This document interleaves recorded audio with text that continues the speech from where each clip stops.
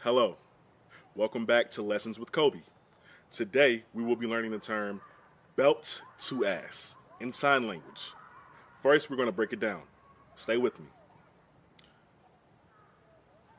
Belt to ass. One more time.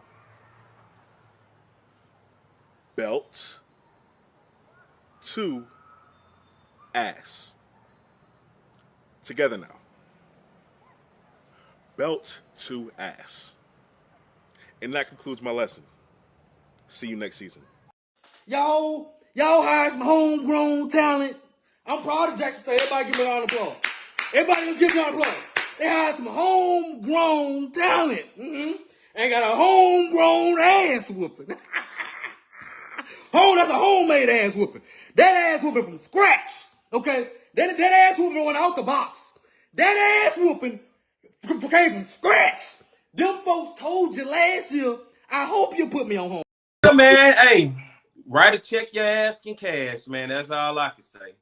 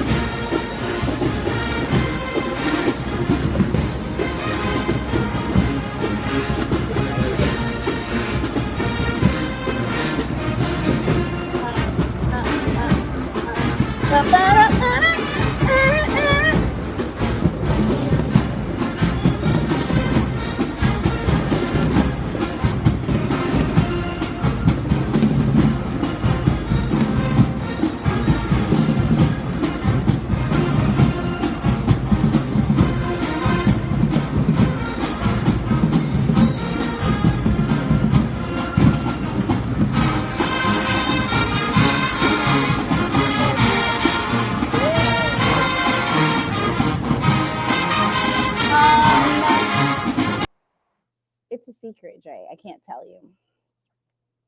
Welcome. Welcome.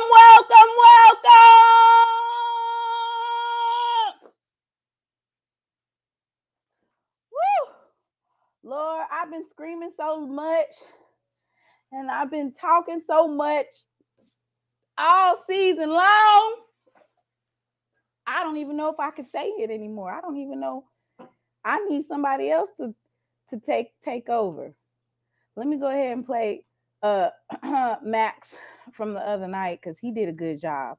I've been screaming and hollering all season long, and we are finally here. Dang, I want to play this, but let me make it mute. Okay, I'm gonna play this muted version. If you are a 2024 national HBCU champion, 2024 SWAC champion, baby, belt to ass.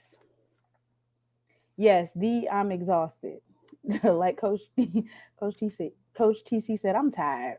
Don't be asking me no more questions about this, that, and the third. This, that, and the third.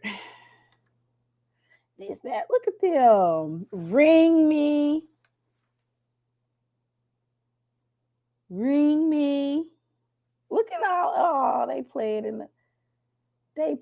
in it. You know, they doing it's not a snow angel, it's a confetti angel.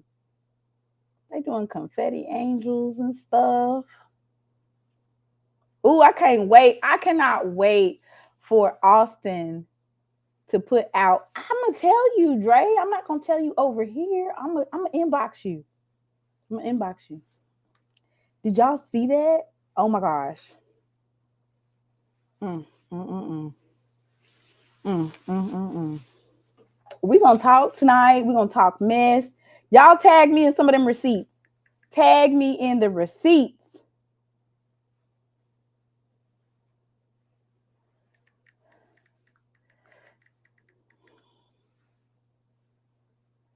Tag me in the receipts. Yes.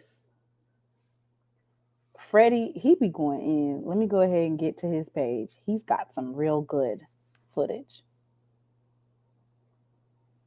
Boy.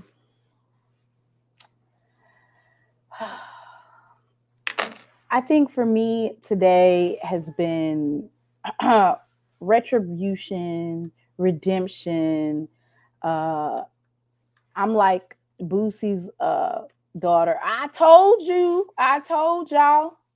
I tried to tell y'all. It's like that. What me and Jay said, win, and win again. Win. I want to know. I want to know what the experts have to say. No, I don't. No, I don't. I don't want to hear what they have to say because they always moving the goalposts. They are always moving the goalposts. Thank you, Miss Anderson. Yes, we bought home. There was a lot of folks that were crying in the stands, Jackson State fans. And you know why we were crying? Because we knew who we were, what Jackson State stands for, our history. And we've went through a lot these last 24 months. So for us to be able to win on this stage, I am so glad. I'm kind of glad that we did lose those other celebration bowls because now you can't take nothing from us. Can't take nothing from us.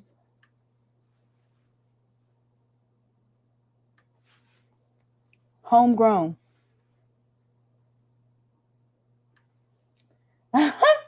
Jordan said that he went to the Red Lobster and got some of those free hush puppies.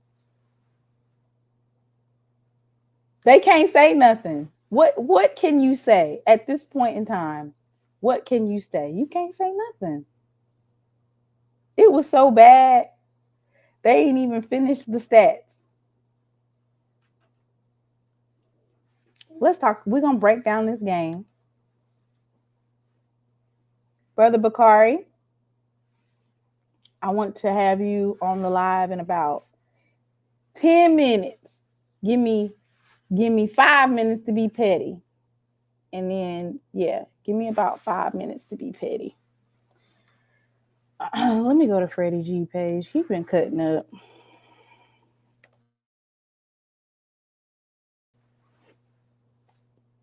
I'm cutting up.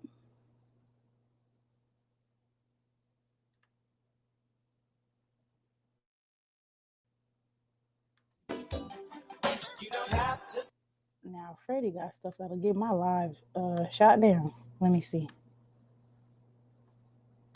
He's tailor-made for me, and he's gonna get hurt.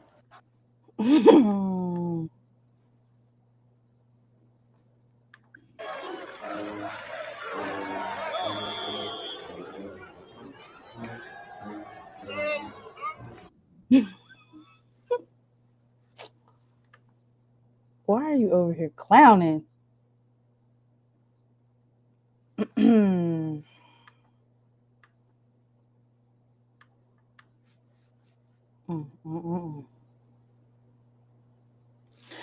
Everything that Freddie got on here, they'll tag my live for that. So can y'all tag me in some receipts? Oh, you guys want to play that? It's the truth. This right here. No weapon formed against me shall prosper. It just won't work. No weapon formed against me. Yeah, my mind. It won't work. 'Cause the Lord is good and the Lord is kind. He's so faithful to me that it just blows my mind. I said the Lord is good and the Lord is kind. He's so faithful to me that it just blows my mind. No weapon, no weapon formed against me shall prosper.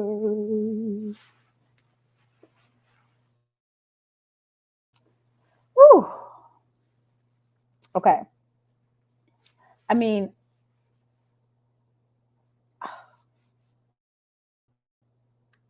why are you so mad? I don't understand why folks would be mad.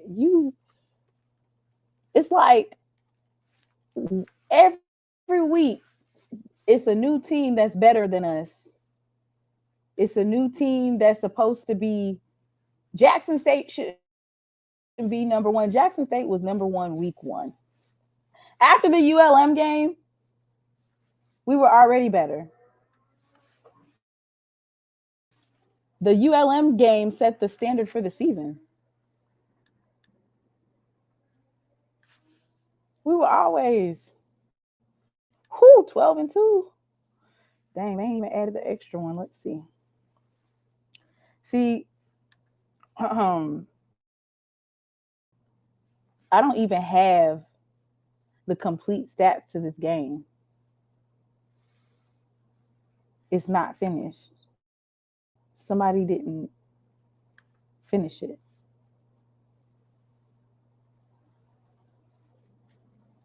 It's still stuck in the fourth quarter. Let me see if they finished it out. See, I wanted to share with you the stats, but they are kind of still. Let me go back. I want to share with you guys the stats, but we don't have any completed stats at this point in time. They stopped updating them. It says, please note. Okay, let me do that one. I gotta do a different one. Jackson State versus South Carolina State. Yeah, so we don't have the complete stats for this particular game, but I can tell you this. Jackson State held South Carolina State to 58 total offense for a very, very, very long time. Like,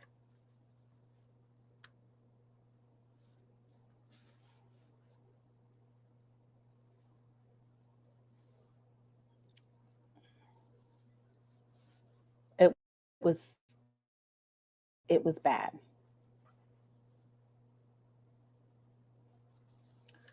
They only had 16 rushing yards for the game.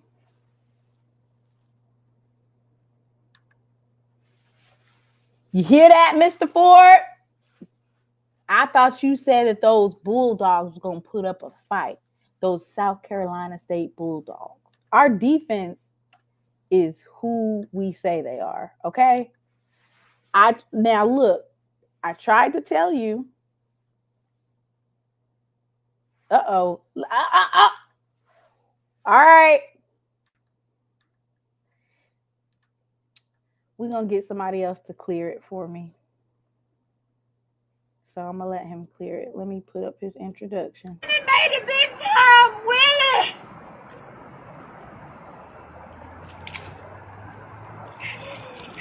Willie! Willie! He gone! Willie! Where's all my Southern Jags at? Willie! Uncle Willie, How you you finna doing? clear out the chat. Yeah, buddy. What happened to that all-world quarterback Phoenix? What happened to that high-powered offense? Scoring 54 points, 45 points, playing on white folks, getting the best. You know, they playing that schedule. Playing that money schedule, getting the ass whooped by the white folk, gonna make them a better team. What happened to all that? What happened to all that? Meg fans, I know y'all in here because I seen you in the chat. The truth, whatever his name was, talking about that's the best thing for Jack. We gonna play. But I seen him talking noise the other day. Where all that at? Where all that at? You talking about number 0 on the other team? He had like 20. Yeah, they were talking about how they had the best defense. But I tried to tell people on Doc's show yesterday, when I was Orange show. Jackson State was a lot faster. They were a lot faster and a lot tougher, it was a lot better team. Uncle Willie, you ain't clearing it out good enough. Well, I'm gonna tell you the truth, Jamona. I'm gonna tell you the truth now. I'm gonna tell you now, cause see, you know I like confronting haters, and so I went on your Nemesis show and I cleared his show out. I had to clear his show out because I had to let him. I can't do it tomorrow. I want to say a lot of things, but you a lady, and I just can't do it like I do it with the men, because there's more haters over there than there is over here. See, this is family over here, so we pretty much know, but it's enough haters in here. The haters are in here. They just don't be talking in the chat. Well, they hadn't told me. I hadn't seen. Hey, look here. I don't want them to diminish. Yes, TC is a good coach, and he outcoached and outclassed the team. But don't let that diminish. Don't let that diminish the fact that Jackson State was that much better on offense and defense than South Carolina. I think they didn't allow over 50 yards rushing and something like under 120 yards passing. They only allowed, and this is now, mind you, these are stats. They didn't finish necessarily the full game yet. It still had 4 minutes and 56 seconds on the clock, but at that point, they only had 16 rush yards. 16 and 119 pass yards.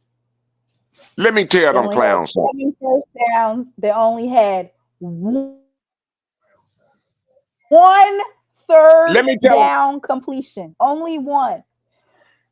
Wait a minute, Timona. Now watch this. I'm gonna be honest with you. Now the things that Uncle will tell you, it might come off funny and stuff, but I really be speaking from the heart, and I really be telling you the truth. The referees saved y'all ass. They saved South Carolina's ass.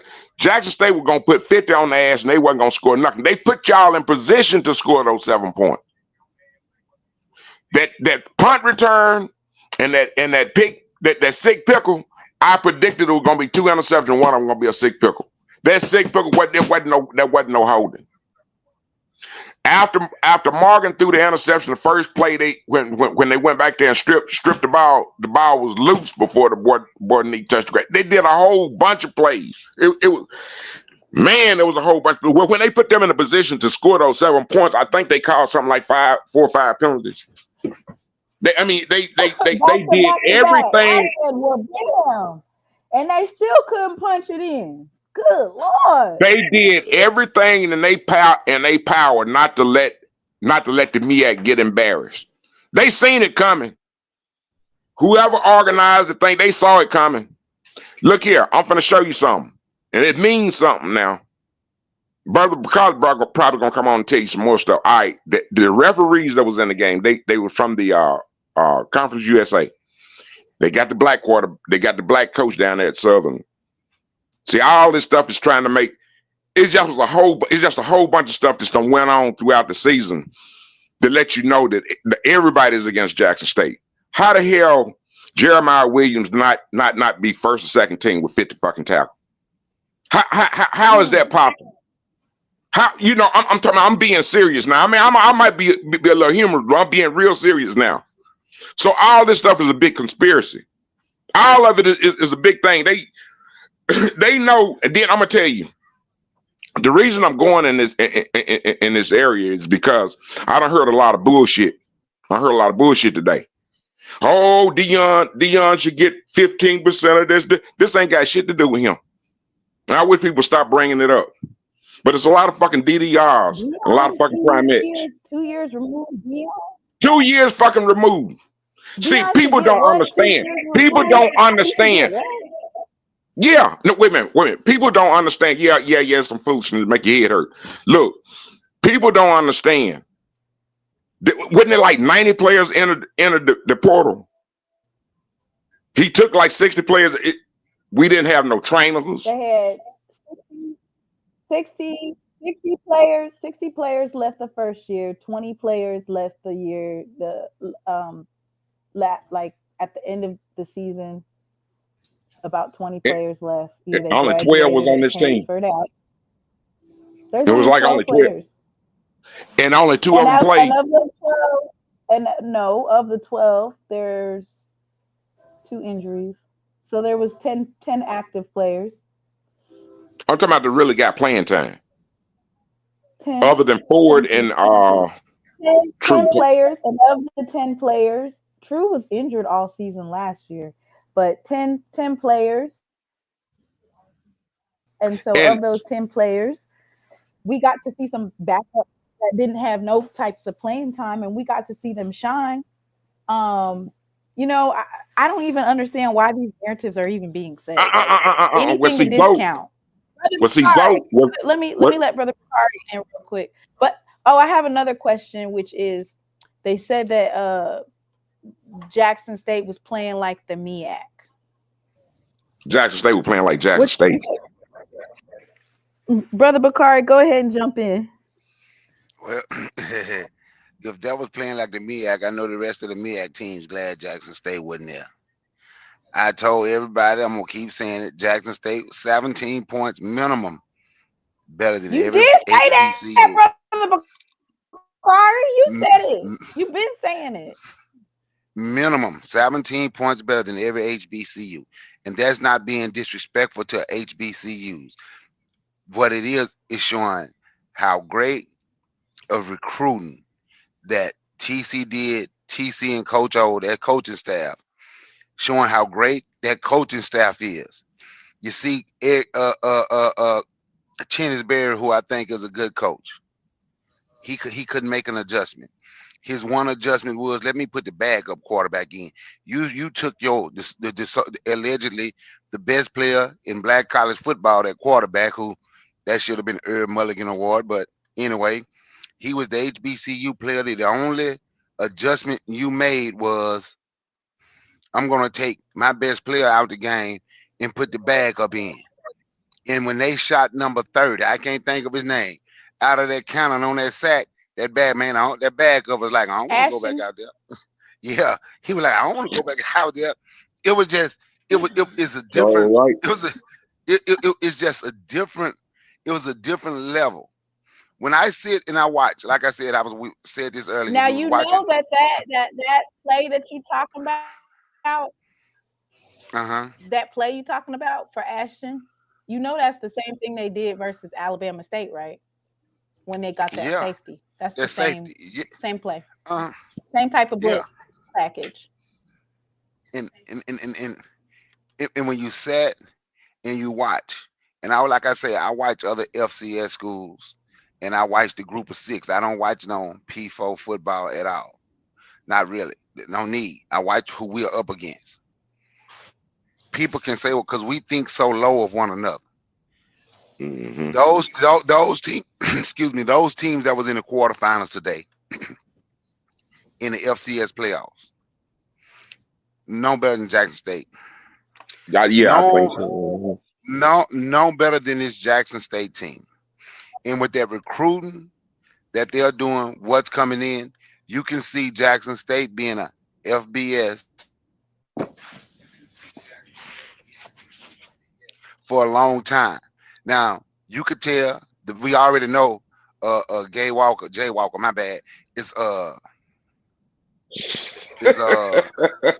didn't mean to is biased, hate Jackson State. But then you could see how ABC was for South Carolina State. And they might be thinking the same thing I was thinking, and I said earlier, and I'm gonna keep saying Jackson State winning the national title is better for HBCUs than South Carolina State. People know Jackson State. Jackson State got a brain. People know who.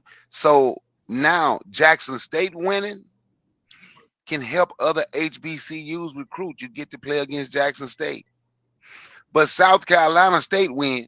Who knows South Carolina State, in all honesty? And I'm not saying that to be disrespectful. The brand is not on the same level. When Willie mentioned those Conference USA refs in the coaching, it was a lot of stuff against Jackson State. So while the HBCU are hating, while the other people are hating, they should be happy that Jackson State won, because this is going to bring more light to HBCUs. Even though South Carolina State got mollywopped, they got the dog doodle beat out of them. It's brought light to South Ooh, it was Carolina bad State. how they got that. Yeah, they got the dog doodle beat out. How they get that? But I thought, see, man, we had the dirt piles, the dog pounds, dog catchers, dog walkers, all on the team, and they could not score. If it wasn't for penalties, they would have dropped the egg. But you know, that's what they said. It was what, 37,000, 36,800, 37,000 at the game. There wasn't nobody finna come see Jackson State whoop up on them like that. And who was gonna watch that if you don't like Jackson State, you know, and that, you know that they're gonna win? but you know what though? I'm gonna tell you something though. That was you know that they gonna. You know, Jamal, that you think it was like that?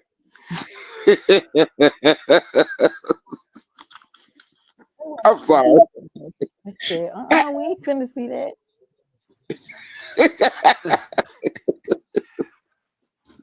But you know, so when I'm saying, so when you look at that 37,000, this is what 38,000 at the game, 36, what 37,800, 36,800, so 37,000 at the game, right? 40. You see how much that's gonna do for your recruiting. I challenge anybody to watch those group of 6 football games, all but Boise State. And I say Boise State because they are playing in the college football playoffs. But watch those other group of 6 teams. See how many of them get 37,000 fans in the game. Wait a Watch minute. the I want to say hold something, on. brother. Okay, I I'm know. sorry. Watch the FCS playoffs. See how many of them going to get 37,000. Jackson State winning was better for HBCU football. I understand South Carolina State and their fans want to win, but this was the best. Jackson State was the best team anyway. Whether it was better for HBCU or not, they were going to win. But Jackson State winning is better. Brand, like somebody said, the band, the fans, everything. It's better for HBCU in the future. That Jackson State won is better. Better for SWAC in future. Go ahead, Willie. I want to say this. Brother McCarvey. Now, I was on another program that you probably don't go on, but I listen to all the haters and stuff. But I'm finna tell you something. People think that because the last coach we had, he was brought the fan up. I'm finna tell you something. I drove truck for 30 years, and this is a true story. But when I was driving trucks, I kept a lot of Jackson State gear, and one of the things I had was the Jackson State block on the front with for Tiger on the back, a fitted hat. And I used to wear a Jackson State basketball uniform. And I had a Letterman's jacket at one time. It sprouted legs and walked away. Everywhere I went, even over in Mexico when I went down to Boys Town, anybody drove truck, they know what I'm talking about. Everywhere I went, they recognized that patch. They recognized Jackson State. So it's a goddamn lie when they tell you that Deion brought that type of notoriety. They already been doing this, and this was 25 fucking years before Deion even came to Jackson State. I just want y'all to know that, haters. Go ahead, Brother Bakar. I just had to mention that while you were talking about recruiting.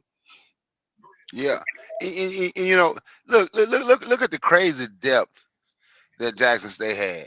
The offensive player of the game in the SWAC championship was Zy McDonald, right? Backup quarterback. Offensive player of the game in this one was the starting quarterback. Jacobian. The depth they have. Look at the backup receivers. Let me read his stats. I don't have the let me see. I don't have the final because there's still some time left on the clock. But there was 14 of 20, 219 yards, 1 touchdown, 1 interception, 70% completion percentage. You want your age. But I'll just say this. A couple of things that they said was, Eric Phoenix, he's a good quarterback. He's a scrambling quarterback. And we kept on saying Eric Phoenix, and I kept saying it. Eric Phoenix and the South Carolina State Bulldogs have not met a defense like this. Met a defense like this. No, they are not final. They're not updated, Coach Brian. Well, you look on ESPN; they've been updated. He was 15 of the final stats. They're not. He was 15 of 21 for 233 yards, 2 touchdowns, 1 interception. Yeah, mine's still stalled out. Oh, I went on ESPN. That's how I got the final stats. I went to ESPN and went to the box score. Thank you, Miss Mary. In South Carolina State finished 19 rushes for 30 yards. Yep, that's what I thought. They had 30 yards on 19 carries. How is that not domination, Brother Bakar? How is that not domination? Eric Phoenix was 13 of 31 for 145 yards, 146 yards. And that was that one long play. Then we got in the prevent on the one they got down there by the goal line and couldn't score. They were more dominant today than what they usually are. From beginning to end. Yeah. From beginning to end. Mm-hmm. And Jay Walker kept trying to make excuses. Well, you can tell the rust. They haven't played in 3 weeks. You can tell the rust. I'm like, man, he did not want to say Jackson. He used that as an excuse. Yeah, you could tell the rust at the beginning. Yeah, that I first thought quarter, that was the whole first quarter. Yeah, you could tell they're a little rusty. They haven't played in 3 weeks. He did not want to give Jackson State Credit. defense any credit. I told somebody, find him now and ask him, Jay Walker, who's the number one HBCU? I'm willing to bet you he would find another team. Now, I could be wrong, but I truly believe that he would find another team where. to put up. He'll probably say Tennessee State. Somebody that we ain't played. He'll come up with something. Well, we can do.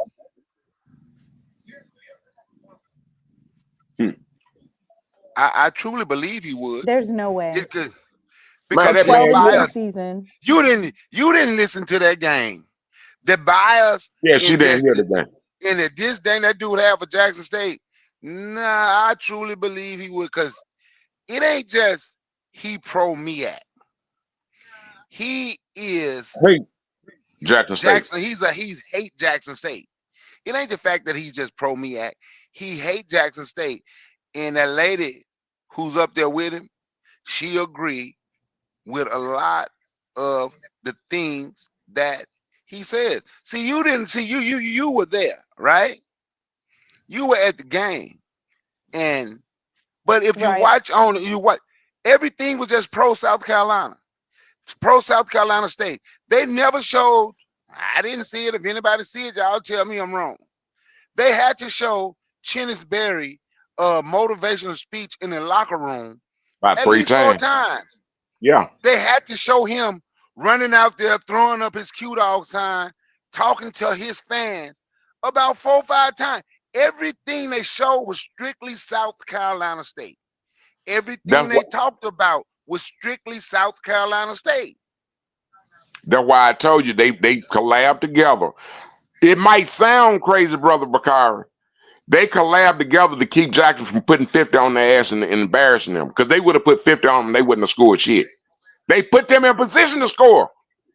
And I'm going to say this, and I ain't throwing no shade at Chennis Berry because I think he's a good coach. But I saw him at Benedict College at home last year in the playoffs against Lenore Ryan. He couldn't make an adjustment. He didn't make any adjustments when they lost. Pick the win. Everybody knew they were a better team, allegedly. Couldn't make the adjustment. Looked like he kind of like fades away in the big game.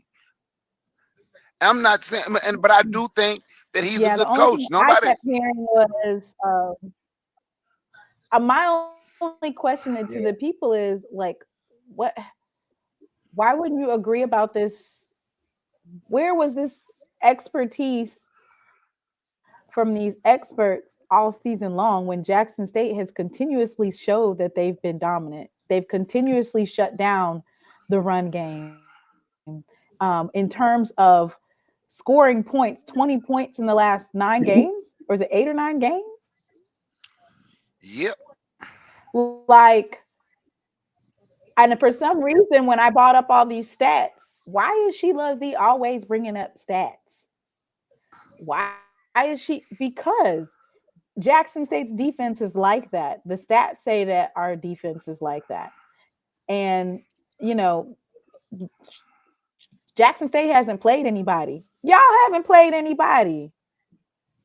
And I guess when they said that Jackson State hadn't played nobody, I guess we still haven't played anybody, because if that's what Valley even scored 14 points on us. But what they talking about, they talking about the white folks they paid. They talking about the white folks that Carolina and the MEAC play because they only have 16. They go and get their ass whooped by the white folks and they think that's going to prepare them for this ass whooping they got put on them today. And McDaniel, and once again, McDaniel in the words of Irv Mulligan, I've never seen a bulldog beat a tiger. You're right. Never seen a bulldog beat a tiger. And McDaniel, these last 2 games have shown people that he was still pissed off by being left off the FCS All-American and the All-SWAC team. The SWAC should be ashamed of themselves. When FAMU, see, I'm telling you, it's against Mississippi. Folks don't understand. It's against Mississippi. When FAMU won the SWAC last year, Their players were all over. Their top players were all over, all SWAC, right? So Mm-hmm. now all of a sudden it's different when it comes to Jackson Mississippi. State. So now, yeah, because they're in Mississippi. Alabama State. What was Alabama State? What was they? 7-5, 6-6, 7-5. They people can talk about Alabama State defense Yeah. all they want. They can talk about it all they want. I will ask this question: what make their defense better than Jackson State's? Look at their record. I So see. they I don't Alabama. see.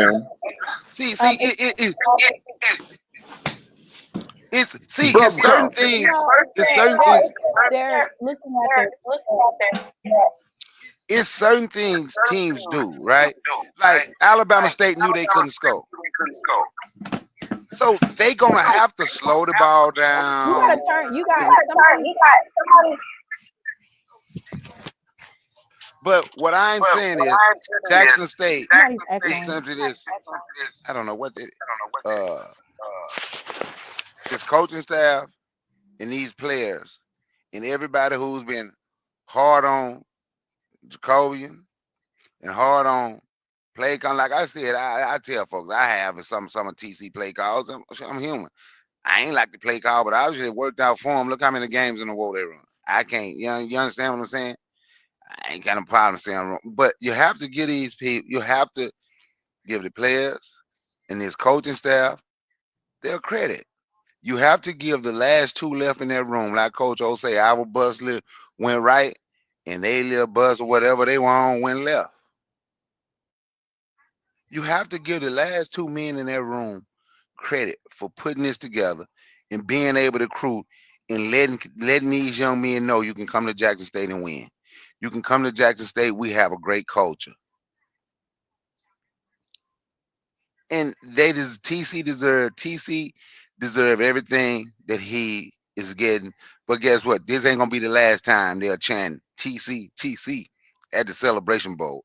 I guarantee you that. I guarantee you this is not the last time they will be chanting TC at the Celebration Bowl.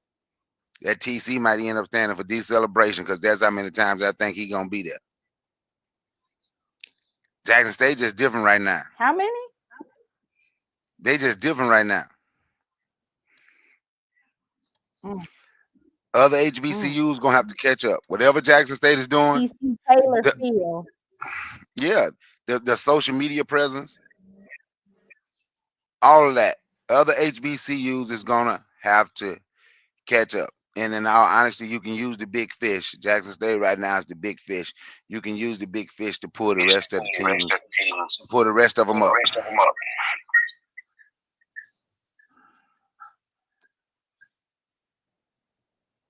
All right, I'm gonna mute you, brother Bakari, because you're echoing when somebody else talks. Willie, you want to? Oh, that's Uncle Willie. You over there echoing. All right, I'm just gonna share this tweet because that's not what I said. I want to give a shout out to Terrence Tucker. It's always sad to read how ignorant some people from Jackson State are. Well, well, well, well, well. Well, well, well. That's what you call me ignorant. This is what I said.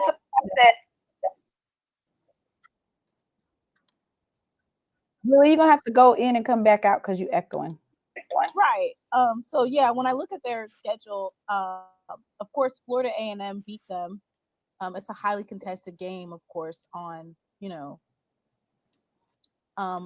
the Citadel ended up with a 5-7 season, right? So they were basically in the middle of the pack on their prospective conference.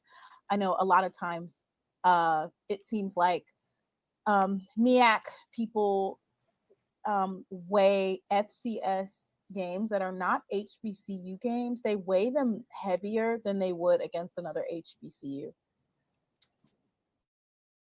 So basically, they would give more weight to a Citadel than they would a FAMU game. So when I look at their perspective roster, or not perspective roster, but their schedule, I'm just like, the majority of the folks on their schedule were trash. If we just gonna keep it a buck. How does Central rank? Central was the only one that had a kind of like a defense. So Central and Central, they lost only by a field goal, right? But for me, I'm trying to look. Citadel 5-7. Florida A&M ended out 7-5. They beat them by 3 points. North Carolina A&T, they only won one game. The Georgia Southern game of they weren't very competitive. Tennessee Tech, I want to say, didn't they both end up winning, tying for the Tennessee State, yes, and Tennessee Tech. No, it was Tennessee State and Southern Missouri, Southeast. Simbo? No, but it was a four-way tie though. It's like a four-way tie. They all ended up with the same record. And so I think the only games that you could really look at is maybe the Tennessee Tech game, the North Carolina Central, and FAMU. Everything else is a wash. Fort Valley State is a D2 school. Delaware State, not good. Howard, not good. Morgan State, not good. Norfolk State, not good. I want to say everybody in the MEAC outside of Central had losing records this year, right?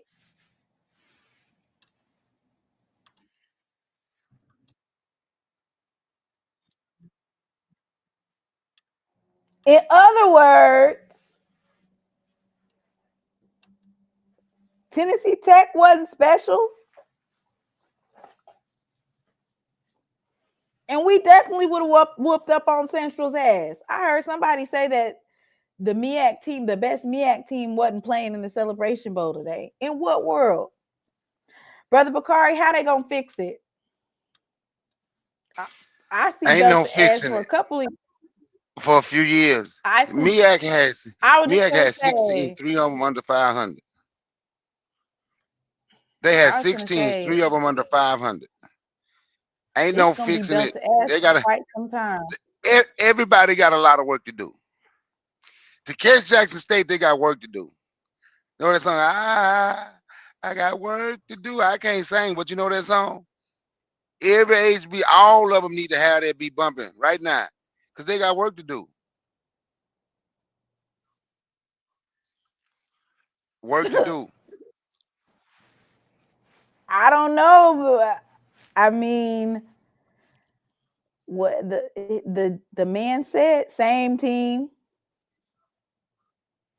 That's what Max said. He said South Carolina State's the same team from last year. Brother Bakari, you said it. 17 points. 17 points. You know, when people thinking they're gonna be close, I don't think the line was like the line for betting. It was like between 1 and 3. It kept shifting, but they literally thought it was going to be that close. They really thought it was going to be close, and it wasn't even. Yeah. It was not close. In all honesty, none of Jackson State games should have been close. I'm just being honest with you. And that ain't looking through blue and white glass. That means just sitting there watching and truly understanding the game of football. And when I did, I'm going to be honest, they let me down a little bit against Alabama State because I picked them to win. I picked them to beat Alabama State by 3 touchdowns. Alabama, the middle of the field was wide open. But we got to win. It is what it is. That game is behind us. But I'm being honest. I think they wanted to prove a point against Alabama State. They were physical or whatever because the year before, Alabama State had kind probably of the most physical. That was the most physical game yeah. that we had all season. The year before that, Was Alabama Alabama. State had punked them. Alabama State punked them on homecoming. Just to be honest, the players they had, Alabama State punked them on homecoming. Just to be honest with you, but other than that, other than that, shouldn't nobody play Jackson State close next year. As long as Jackson State don't, as long as the players don't get so arrogant and they know they're gonna win like they did against Grambling. They knew they was gonna beat Grambling. Everybody knew they was gonna beat Grambling. Grambling knew they was gonna beat Grambling. But you know you're gonna get everybody. Jackson State know they're gonna get everybody best shot. What is I'm gonna tell Jackson State the most known FCS program, and it's only gonna get, the brand is only gonna get bigger, and it's only gonna get better. Timona, do you have Venmo? Yeah. Oh, okay. I need your Venmo information. I ain't got Cash App no more. I suggest everybody get rid of that. They've been hacked so much. Cause I was trying to send you something, I ain't got no Cash App no more. Okay. It's She Loves Thee. I'll type it in the chat. Thank you. Okay. Thank you for the support. Look, yeah, y'all. You know what? You're doing a great job, Timona. I told you last night. I don't know. I think you had stepped away. Did you listen to them boys from yesterday? Did you listen to Irv? Did you listen to Jeremiah and Jones? How did Coach TC know that the folks that he bought for interviews were going to be the impact players? He bought Jeremiah Williams. He bought Irv Mulligan. He also bought Jonas Fortillion. I got a chance to interview him, and he was locked in. And he said he's gonna put on a show. He literally said that yesterday, that he's locked in and he's ready to put on a show. And he put on a show. I found the final stats. I'm gonna pull them up, but hey, look, you know what? Isaiah Spencer should have had one touchdown. I don't think he was down, but we scored on that anyway. But I'm gonna tell you, we got to get. Hey, he put on a show too. No touchdown, but what he had, 4 catches for 123 yards, 3 receptions. 3 receptions for 123 yards. Jonas Fortillion had 6 receptions for 43 yards, 2 touchdowns. Yeah, it was like that. I was so pissed that when we got kicked the ball and Travis Terrell took it back and did the flip in the end zone, they knew it was over then. When Travis Terrell, they took that touchdown away. I was like, yeah, because y'all already know it's belt to ass. Definitely. Yep. Did he get hurt when he flipped in the end zone? I don't think so. Because they Dupree had started returning the punts and the kicks. Well, no kicks, the punts. All the time. Yeah, but Terrell wasn't out there, is what I'm saying. Or maybe he was, and they just absolutely kicked it away from him.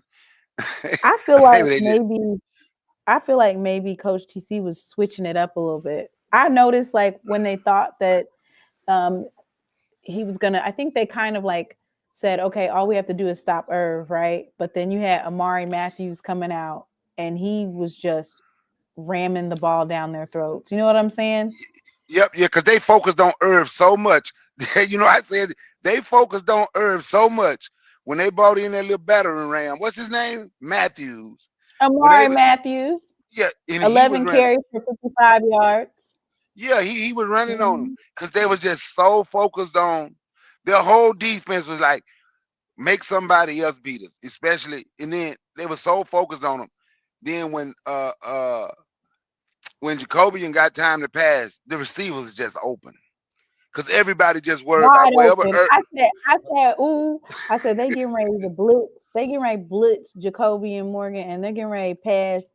It's either to Isaiah Spencer or Jonas Fortillion. They're going to pass to them all the way down the field in for a touchdown, and that's exactly what they did. I was like, all right, you know what? It's because they listening to the pundits. Listening to the pundits about how Jacobian, he don't know how to throw the ball, you know,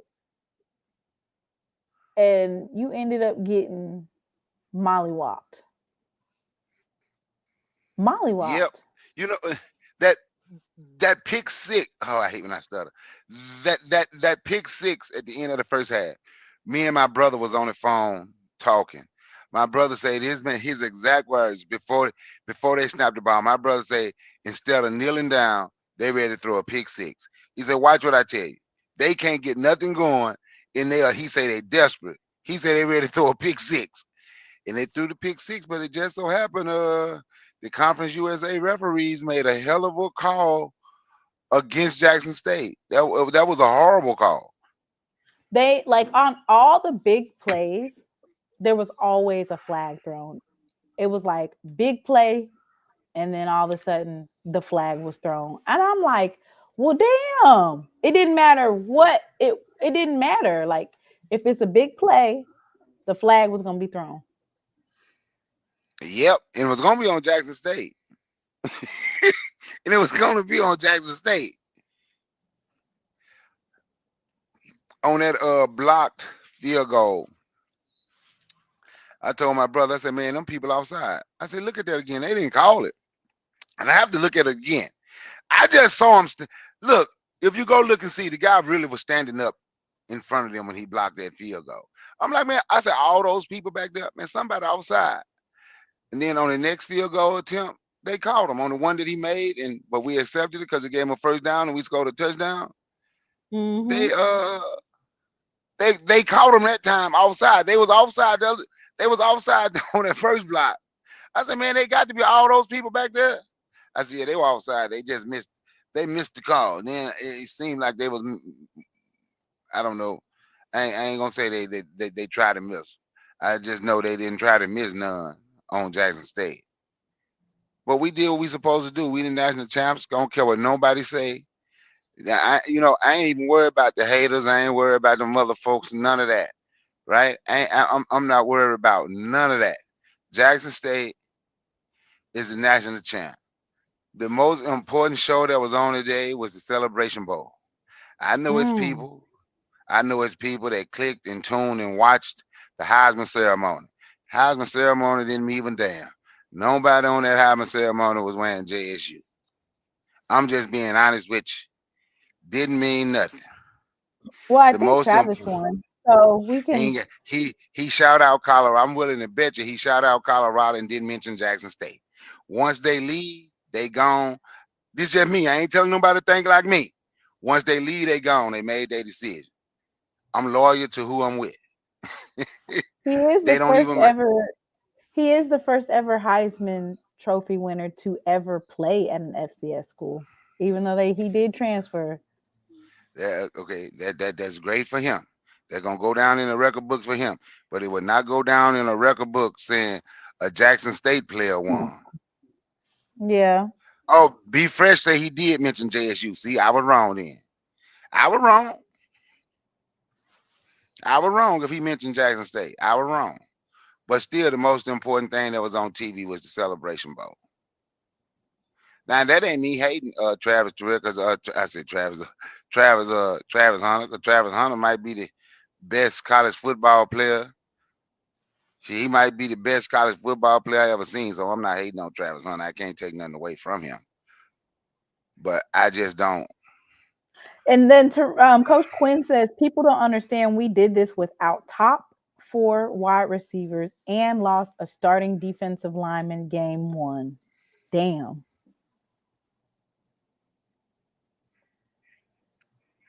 Damn. Yeah. He said Yep.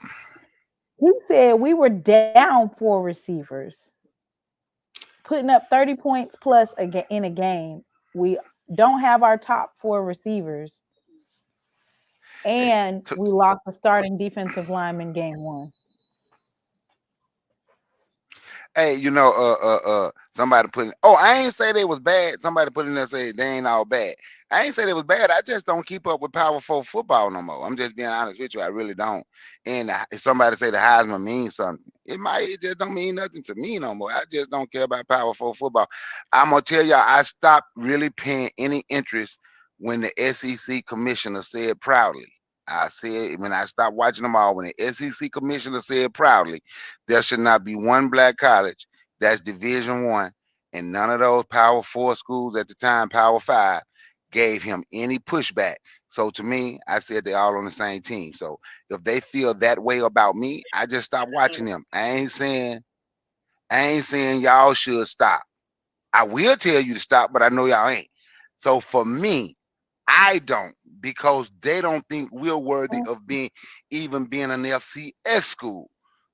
So there's no need for me to watch them. Nothing. They're not worthy of my attention like that. That's all that's all I'm saying. Oh, he did. Okay. All right. Moving on. Let's talk a little bit about the trajectory of Jackson State. We already have 4 3-star players that we've recruited. They're not all the way completely finished with recruiting, but Jackson State is more than likely going to repeat as the number 1, probably top 5 in all of FCS and number 1 in HBCU in terms of recruiting. It's about dang time you came, Mr. Ford. You've been gone all day. Brother Bakari said, I watch HBCU football and HBCU football only. I heard that. Me too. Don't ask me about North Dakota State, South Dakota State, state. I don't know nothing about them. I don't know nothing about them. But what I do know is Y'all hire some homegrown talent. I'm proud of Jackson State. Everybody give me a round of applause. Everybody just give me a round of applause. They hired some homegrown talent. And got a homegrown ass got a homegrown ass whooping. That's a homemade ass whooping. That ass whooping from scratch. Okay? That ass whooping went out the box. That ass whooping came from scratch.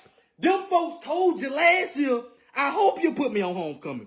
Them folks told you what they gonna. See, it's one thing to sneak up on me. If you're gonna sneak up, I lost to Texas Southern last year homecoming, right? I didn't see that coming. They snuck up on me and they beat me. Them folks told you, if you put me on your homecoming next year, I hope you put me on your homecoming. You dummies did it. You did it and got your ass whooped. Sorry, brother. Mr. Ford, click on this link because that other one that's gonna forever be funny to me. The way he said that, what he said. Well, we do got homegrown talent, right? We got homegrown talent. We do have homegrown talent, but it's just the way that he said it. Talked about it. And I like him because he really don't even just hate Jackson State like that. He just died her big bad brave. But that was funny to me. Yeah, he petty. That was funny. Cause most of the HBCU arguments is just petty. And most of the HBCUs most of the time pull for one another. But I'm gonna show you something. I'm gonna find it tomorrow. If I find it, I'm gonna see if I can I don't know how I send it to you. But I'm gonna, because you was talking about what somebody said about you, right? I'm gonna show you somebody that just dumb. I sent it to my homeboy. I got to see if I can find it. This guy, he was talking about the last coach we had, and he was like, how dumb is that? Y'all calling, he was dead serious. Y'all calling yourself Jackson State. Jackson is not even a state. That don't make sense. And he was dead damn serious. Somebody had a conversation with him. I didn't. I just put in the LOL. But he was dead damn serious that the school shouldn't be called Jackson State because Jackson is not a state. Just dumb.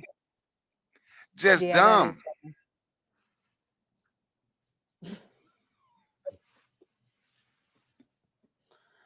Oh, I got so much video and stuff on here, and I haven't been able to download it.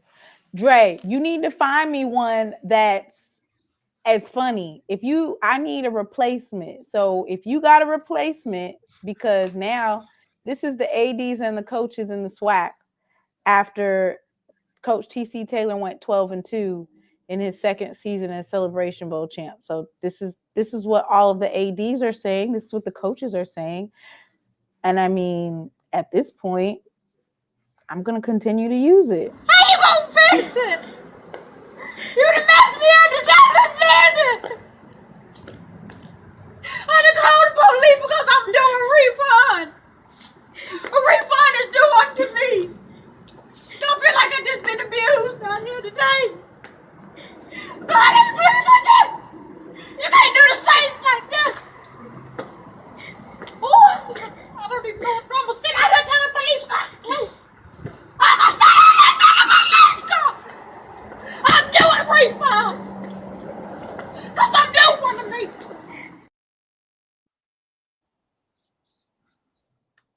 I mean, dang, that's my favorite video. I don't think it can be fixed right now. You say how they gonna fix it? They got to sit down and do some thinking. They got some work to do. They need some NIL collectives. That's one. Yep. I got a homeboy that graduated from Norfolk State, right?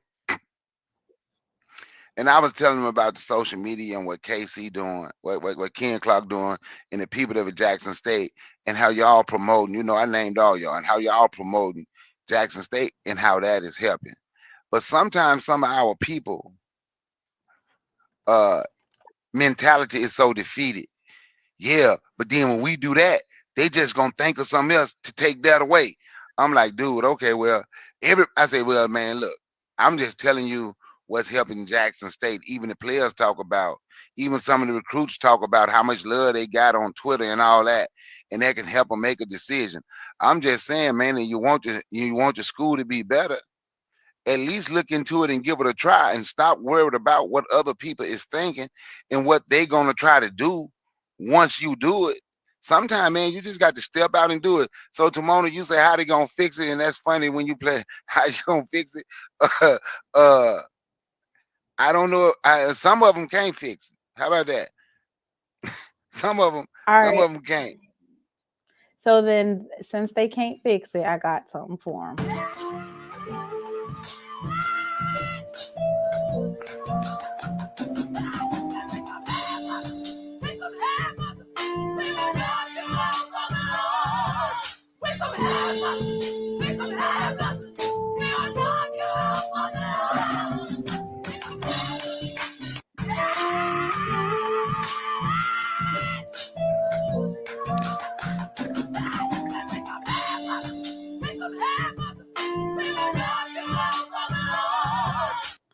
Jay, why did you send me this? Where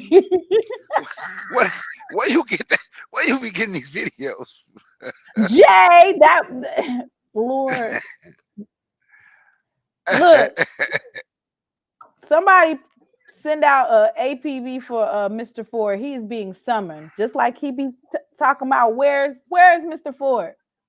Where's Mr. Ford? Where is Mr. Ford? Because Mr. Ford Somebody said get Mr. Ford on the line, because I want to hear what he got to say. But you know, I will give him his props. He did pick Jackson State to win, though. He did say it, but he didn't say it was gonna be belt to ass. No, he didn't say it with his chest. He didn't say it with his chest, but he did. But he did pick Jackson State to win. He wouldn't show.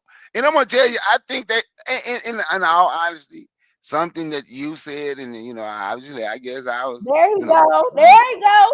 I done called him enough. I'm acting like him. Somebody get Mr. Ford on the line. Where's Mr. Ford at? Getting belt put to ass. Belt put to ass. Hey, is Kobe gonna come back to your channel? Man, boy, Kobe was looking so sad. I was so, you know, I'm always heckling him. Actually, you know what? Miss Donna posted a video and it was kind of prophetic. I need to play it. Yeah. Aha. Oh, okay. Dre be having them videos, boy. This was me earlier. I done toned down a lot.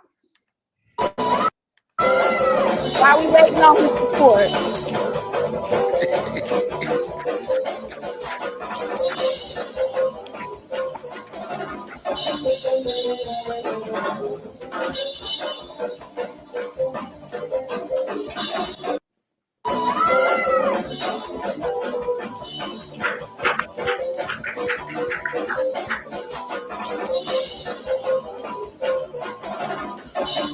He said it's gonna be competitive.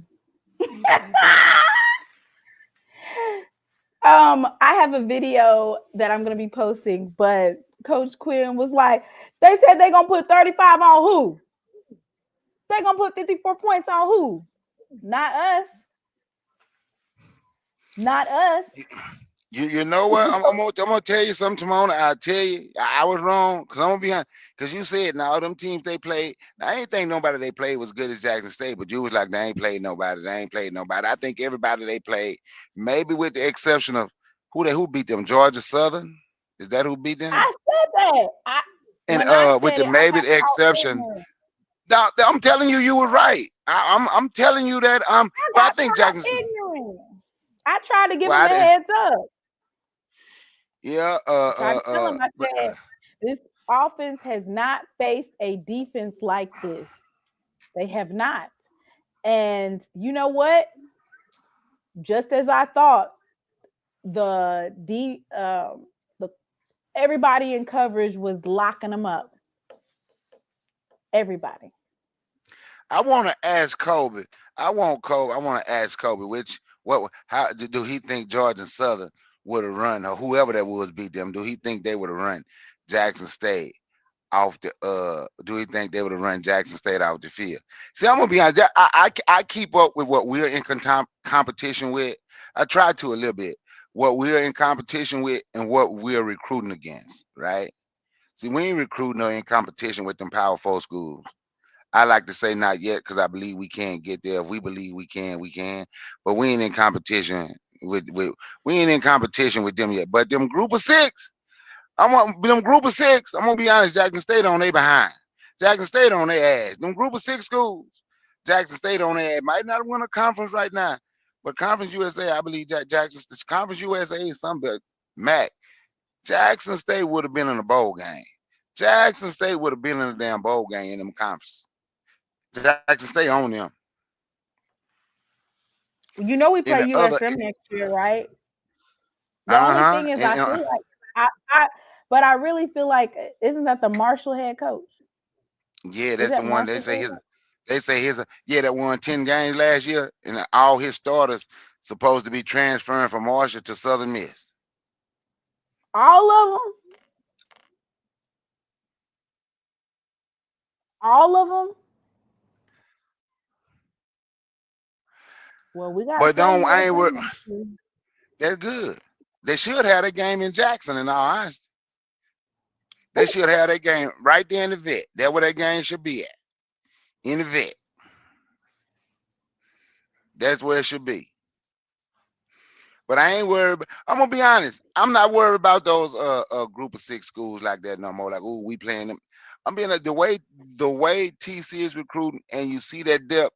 I'm telling you, man, barring injuries or anything like that, Timona, you heard me anyway. I don't never just say we gonna lose because I don't believe in.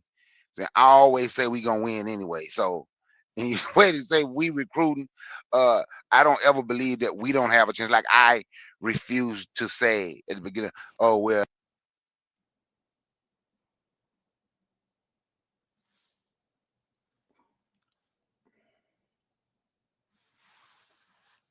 Y'all drop in the chat, Brother Bakari, your phone cut off. On their level. We are on their level right now. We are on their level, and we got to I feel like right now, as it stands, definitely. Y'all dropping some chat, some remedies for ass whoopings. Like, what do you take after getting an ass whooping, after getting beat up? What do y'all take? Epsom salt for aches and pains. What y'all got? Brother Bakari, you got some old regimens for aches and pains?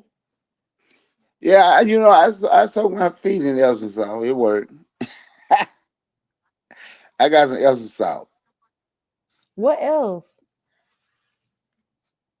Betadine.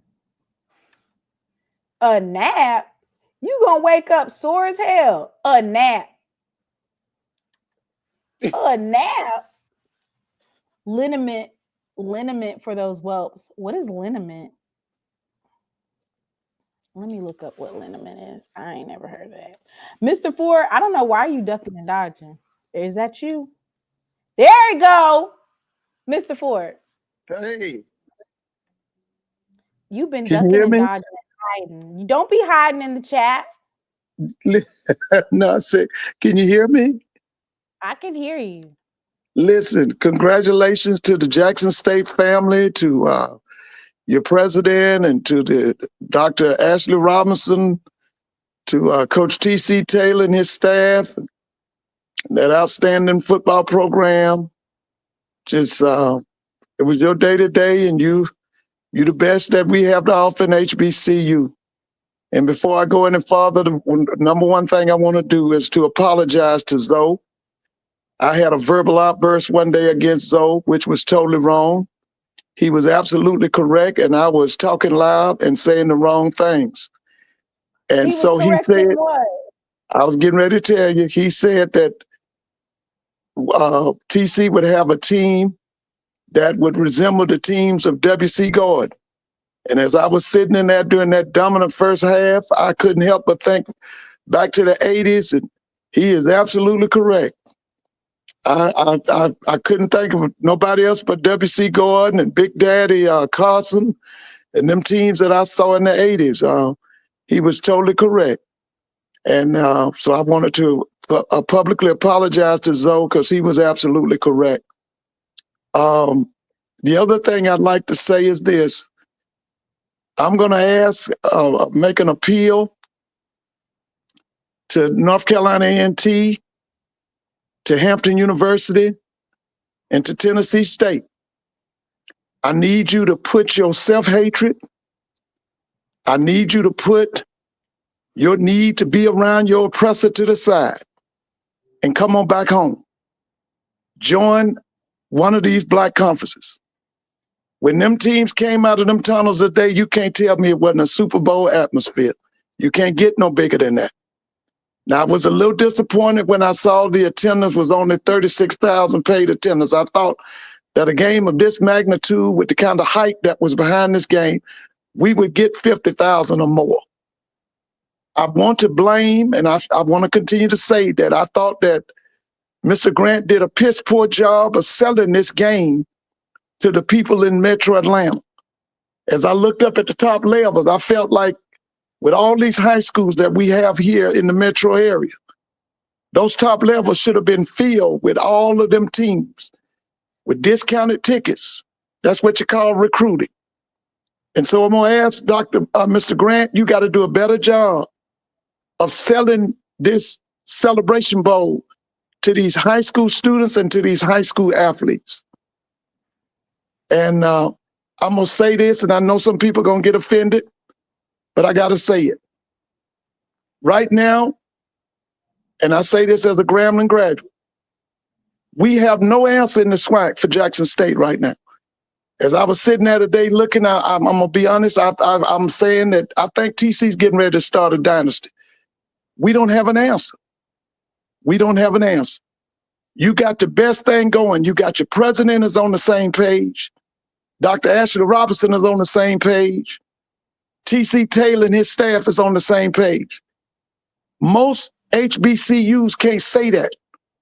We're never on the same page. Just ask Florida A&M.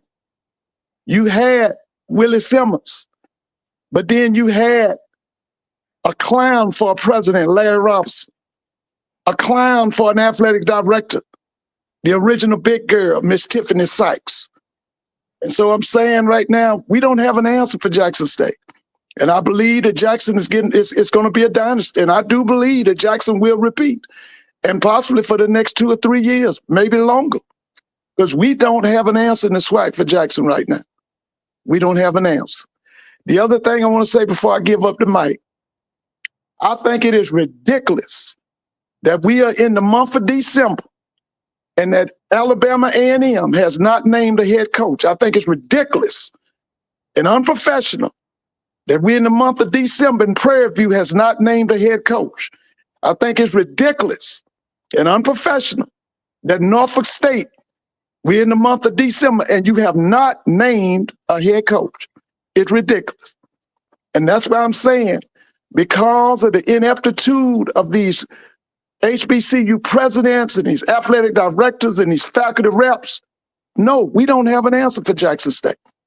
That game was one of the, as far as domination, man, that first half, like somebody's put in your chat, yes, it could have been 40 or 50 to nothing, but baby, let me tell you something. They put our ass whooping on South Carolina State today. And like you've been saying all week, y'all some dog catchers. Y'all are some dog catchers, baby. They had no answer for Coach Quinn. They had no answer for your offense. At no time in that game could they match up with them wide receivers. That Fertillion is, what's his name? Fertillion? I felt like he went pro today. He went pro today. He let the world know. He shocked the world today. He let the world know who he is because the whole world was watching. Congratulations to Travis Hunter. But I know some of y'all going to be bitter with what I'm going to say, and I'm going to still say it. Deion Sanders is a habitual liar, and he's a coon. And I ain't got nothing for him. Mr. Whoa. Mr. Ford, you done cleared it out. Do you hear me? Hey, but Mr. Jamal, Ford, can I respond to Mr. Ford right quick? Yeah, but let me bring Zoe on real quick. Oh. Mr. Ford, Zoe is here. So I want to apologize to you because what you said was absolutely wrong. I mean, I'm sorry, was absolutely correct, 100%. I was offended because I just didn't see how somebody could look like a W.C. Gordon team. But today I saw it. I saw it. I was sitting in the dome. And I actually thought about Coach. I definitely thought about Coach Gordon today. I thought about Big Daddy Carson today. And you were absolutely right. And I want to beg your pardon. I hope you will accept my apology. All right. So wait, I'm going to mute me and you. Everybody's going to get mute. And then Zoe going to go off mute because he's echoing. So let me mute you, Mr. Ford. And I'm going to mute myself. Let Zoe respond. And then I'll unmute you. And then Brother Bakari has something he wants to respond in from what you said. All right. Mr. Ford, it's all good. I didn't take no offense to it. Look, when I talk about Jackson State football, you have to remember, it's certain things I can say on here and there's certain things I can't say. But and you have to put yourself in my shoes. Like, I'm an actual insider. And so not only am I an insider, I'm a JSU historian. I lived it. So when I mentioned about this being Jackson State, and I first said this, you can actually go back and watch it the day that TC was announced the head coach. We were the first to interview him right after he came out addressing the team with Coach Prime. And so after we made the announcement. But I want to say this. I told everybody, I said, look, Jackson State under TC Taylor will be the closest thing to W.C. Gordon. And I followed it up and I said, no, I'm not saying that TC Taylor is going to win 8 championships in 11 years. I don't think any coach is going to do that. But I specifically said that it's going to look like what W.C. Gordon had. Remember, W.C. Gordon had the staff. And on top of that, W.C. Gordon recruited all those small town hotbeds in Mississippi. He didn't recruit the powerhouses. He recruited small town Mississippi, got the studs from small town Mississippi, and our roster was mostly made of homegrown Mississippi backwood talent. If you go back and look at TC Taylor's first class, outside of the big names, look at the rest of that class. Matter of fact, go and look at the recruiting class that we've got thus far. Oh, and let me tell y'all, we got some heavy hitters coming now. But look at what we've done. You know, all the biggest plays outside of Irv Mulligan, every major big play was from a high school talent in Mississippi. You got Isaiah Spencer, who had over 100 yards straight out of Madison Central. Madison Central don't send kids to Jackson State. TC Taylor and Coach O did that. You look at Jeremiah Williams, Holmes County Central, over there in Chula, Mississippi, the 5'8" Mississippi player, defensive player of the year. Then you turn over, you look at Jacoby and Morgan out of Exit 119, Canton, Mississippi. So that's what I mean when I say it's a W.C. Gordon field. And right now, if you look at TC Taylor's record, and he in his second year, he's already won a national championship. W.C. Gordon didn't do that. James Big Daddy Carson didn't do that. Bob Hill didn't do that. Judge TC's coach didn't even do that. Both TC coaches and Big Daddy Carson didn't do that. The trajectory that TC Taylor's on is astonishing. And then again, you look at the coaching staff. We told everybody, and I'm gonna be quiet a minute tomorrow so you can mute me. But we told everybody at the beginning of the season. We told everybody Travis Terrell is special. We told everybody last year that freshman class was going to be a transformational class that's going to lead Jackson State to the promised land. It's built on recruiting, but the coaching goes hand in hand. At the beginning of the season, everybody said, oh, TC Taylor, we don't know about the coaching staff. We told you, bro, this coaching staff is legit. Oh, Coach Quinn ain't got no experience. We don't know. We said, y'all don't know, but we do. I'm telling you, we got it. The first part of the year, we came out strong. Remember, Timona? We got these big leads, and everybody said what? Oh, Jackson State can't make adjustments. They don't know how to hold leads. Well, if you go back from the FAMU game till now, we had only given up 13 points in the second half. Since then, we added 7 points today. So they're at 20 points. That's what I'm saying. So they're at 20 points on the season in the second half. So you know what this young coaching staff did? They got better as the year went on. And so now the narrative changed, and we went from a coach that we could make adjustments to, damn, we're known for making second half adjustments. So again, and it's the youngest staff in FCS. In all of FCS, forget HBCU, it's the youngest coaching staff in the entire FCS. And they're all coming back. So not only are they a damn good staff, now you're talking about nobody's out recruiting us. When we said about the recruiting, everybody was like, oh, yeah, I think we're just talking cap. But you see the talent on display right now. So early this week, we talked about South Carolina State. Oh, we had seen the offense, and I actually was on a couple of platforms. And I said, look, they have not faced a defense that they're going to face this season. I said, what they're going to do when they're shut out? You won't shut them out. Man, we to say we dominate them boys is putting it mildly. It's an understatement. I mean, you're talking about an offense that's averaging over 40 points a game, and we gifted them 7. That should have been a 45-0 victory today. Because both of those touchdowns that got called back was horse shit. Both of them. It was horse shit. And the official, that coaching staff, that sideline judge that was on Jackson State sideline, man, I'm telling you, he was a part of South Carolina State too. Because that was utterly ridiculous. Literally every flag was thrown, you knew it was going to JSU. And the sideline judge was coming in to change everything. But to say we dominated them, man, we whooped their ass. Like we told everybody we would. That game wasn't close. And I'm going to be honest. They're not even the second best team in HBCU. It needs to go from Jackson State's number 1 and then start at number 3. Nobody deserves second place. So at the end of the day, man, but look, Mr. Ford, you're good. I ain't take no offense because, again, I knew we had the goods. And again, at the end of the day, we're in a full-fledged dynasty. This is 3 championships and 3 conference championships in 4 years, a Celebration Bowl victory.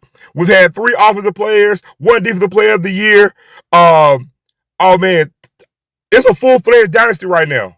And I'm telling you right now, going to 2025, we're going to have the best recruiting class in the country, and we got everything coming back at JSU.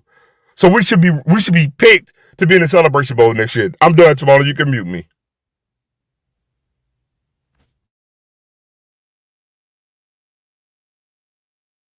Mr. Ford, do you have an answer? Yeah, I wanted to throw out a name that I don't know if you, Zoe probably remembers. Your guy, Williams today. He reminded me of an old Jackson State great by the name of Robert Heartburn Hardy. He left Jackson State and went to the Seattle Seahawks. And you can ask Zoe if he remembers him, but that's who Williams I'm familiar. reminded me of. His name was Robert Heartburn Hardy. He played for W.C. Gordon in the late 70s. That's who that Williams kid reminded me of today. Okay. You can Google it. Yeah, I'm familiar with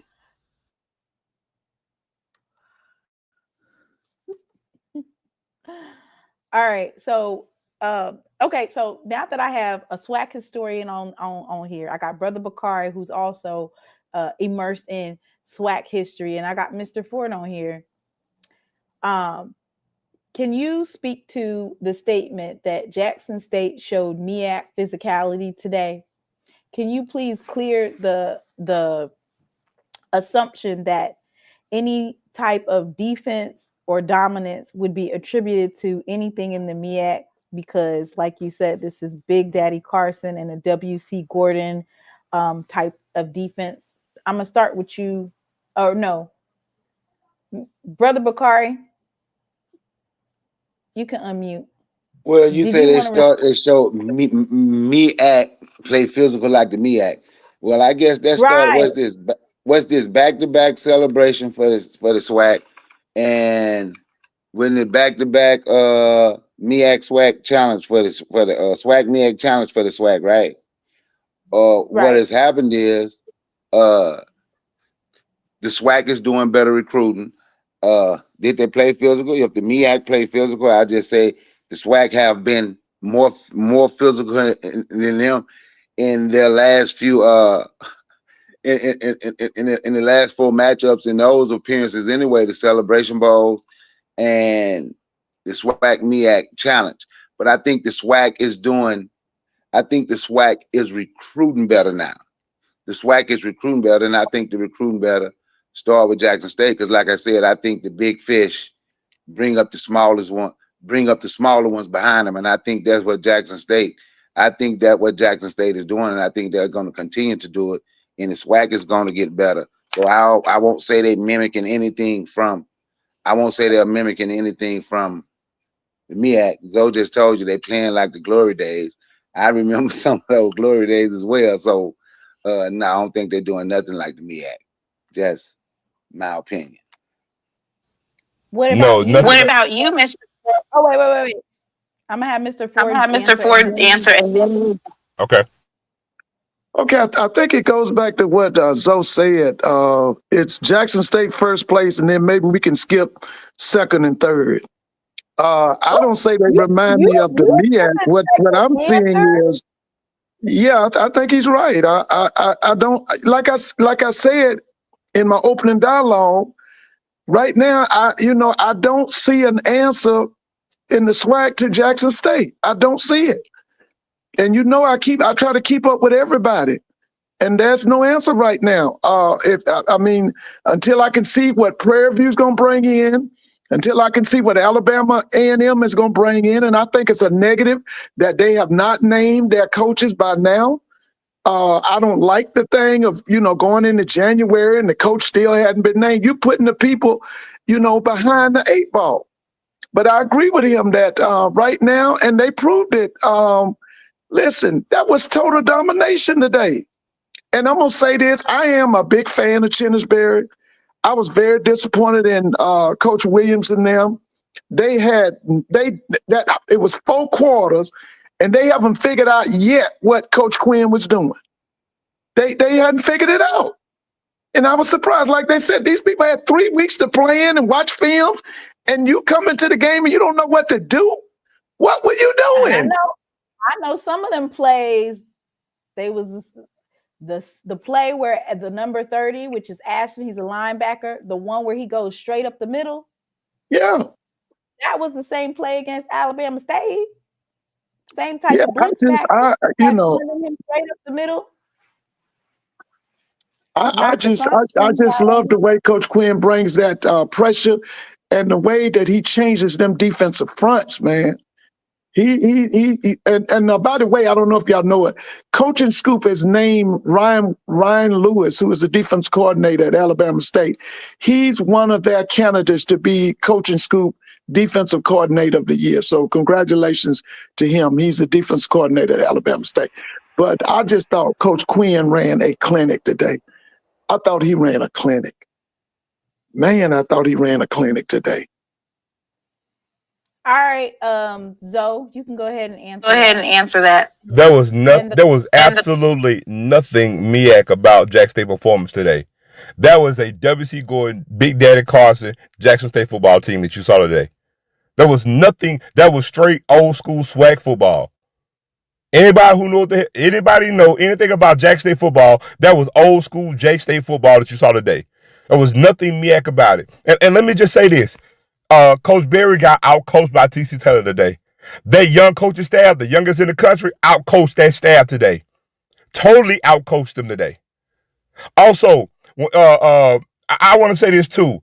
Chinny Berry is a damn good coach, but I'm going to go on record because I'm feeling real good right now. That whole little thing and all that talking before the game, he's a great motivator.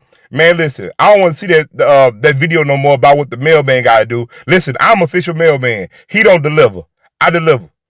Mailman deliver. Mailman got to go work every day? No, he ain't deliver. At JSU, we deliver. So next year, they need to come up with a whole new stick. I don't need to hear talk about what the mailman do. Got to go to work. Nah, dog, because they mailman didn't deliver today. They didn't go to work today. They got their ass whooped thoroughly in every facet of the game. Everything that we talked about JSU football, they got it today. It was an old school SWAC ass beating. They got SWAC today too, by the way. Anybody who play video games, you know what I'm talking about. It's time for the South Carolina State to get out the sticks. They got SWAC today. So when we talk about, man, offense, our offense dominated their defense. Our defense dominated their offense. Our special teams dominated theirs. We they got their block, but we dominated them. And look, lo and behold, and I'm saying if, I should be doing it. Travis Terrell don't flip and get hurt. Well, we probably put 60 points on them boys today. Seriously. Because there was 2 bogus touchdowns called back. Literally. We outclassed them in every way imaginable. Everybody talking about this high-powered offense. Man, I think they barely had 200 yards total offense. They had maybe 50 yards rushing on the damn game? Bro, they had 70 yards at the half? Like, are you serious? They got the bulk of their yardage literally in the past 5 minutes of the game. And I want to say this, and I'm going to go. We showed exactly what we were on our second possession of the game. To have a 19-play drive, to methodically go down the field with 19 plays, that told you everything that you need to know about what this game was going to be.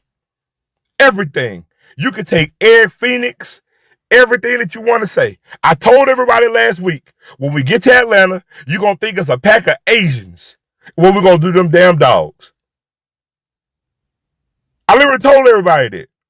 Like, everybody want to get to this whole thing about, they're this and they're this. It's like, just because you believe what South Carolina State was going to be, I don't believe that because I don't see it.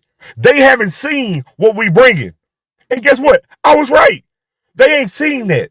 They could not handle Jeremiah Williams and True Thompson in the middle. Could not handle them. So again, I'm like, what are we talking about? Just to say, Blue did tell him that Jackson State has the best defensive tackle, he did say that we have the best interior defensive line. They tried to say that South Carolina State's edge rushers were better than Jackson State's, but it'll be interesting to see when they go back over and they go position by position and they ask who dominated. I think Jackson State comes out on top on each one of those positions. Yeah, but to that I'll say, can I respond? I'm sorry. Go ahead, brother. No, I was just going to go back to something Mr. Ford said and have something to do with the Celebration Bowl. And I drive trucks here in Atlanta. Look, I'm all over the metro. Mr. Ford, you're absolutely right. The promotion for this game and the advertising, I promise you, I didn't see nothing. Now, somebody else may have. But I'm from one end of the metro to the other end of the metro. 5 days a week. I didn't see no promoting of the Celebration Bowl. I ain't seen no billboard. If y'all did, tell me where it was. Maybe I just passed it. But I'm all over this city, metro, every day. It was horrible. The promotion for this game was absolutely horrific here in Atlanta. They did a piss poor job. Mr. Ford, you're 100% right. It was a piss poor job they did in Atlanta advertising and promoting this game. Piss poor. And I just wanted to let Mr. Ford know that I agree with him.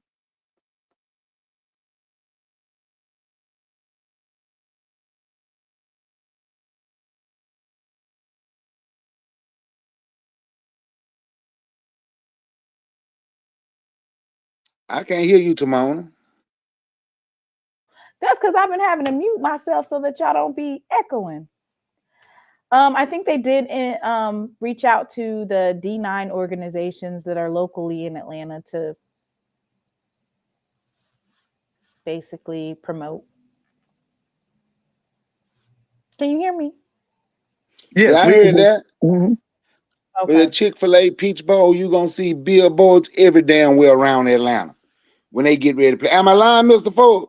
Yes, without a doubt. I think some folks know that it was going to be belt to ass. They ain't going to tell you that it was going to be belt to ass, right? They're not going to admit.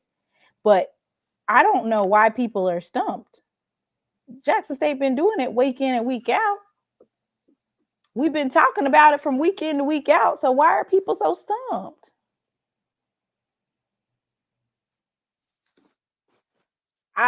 They hate Jackson State. It's not the fact that they so stunned.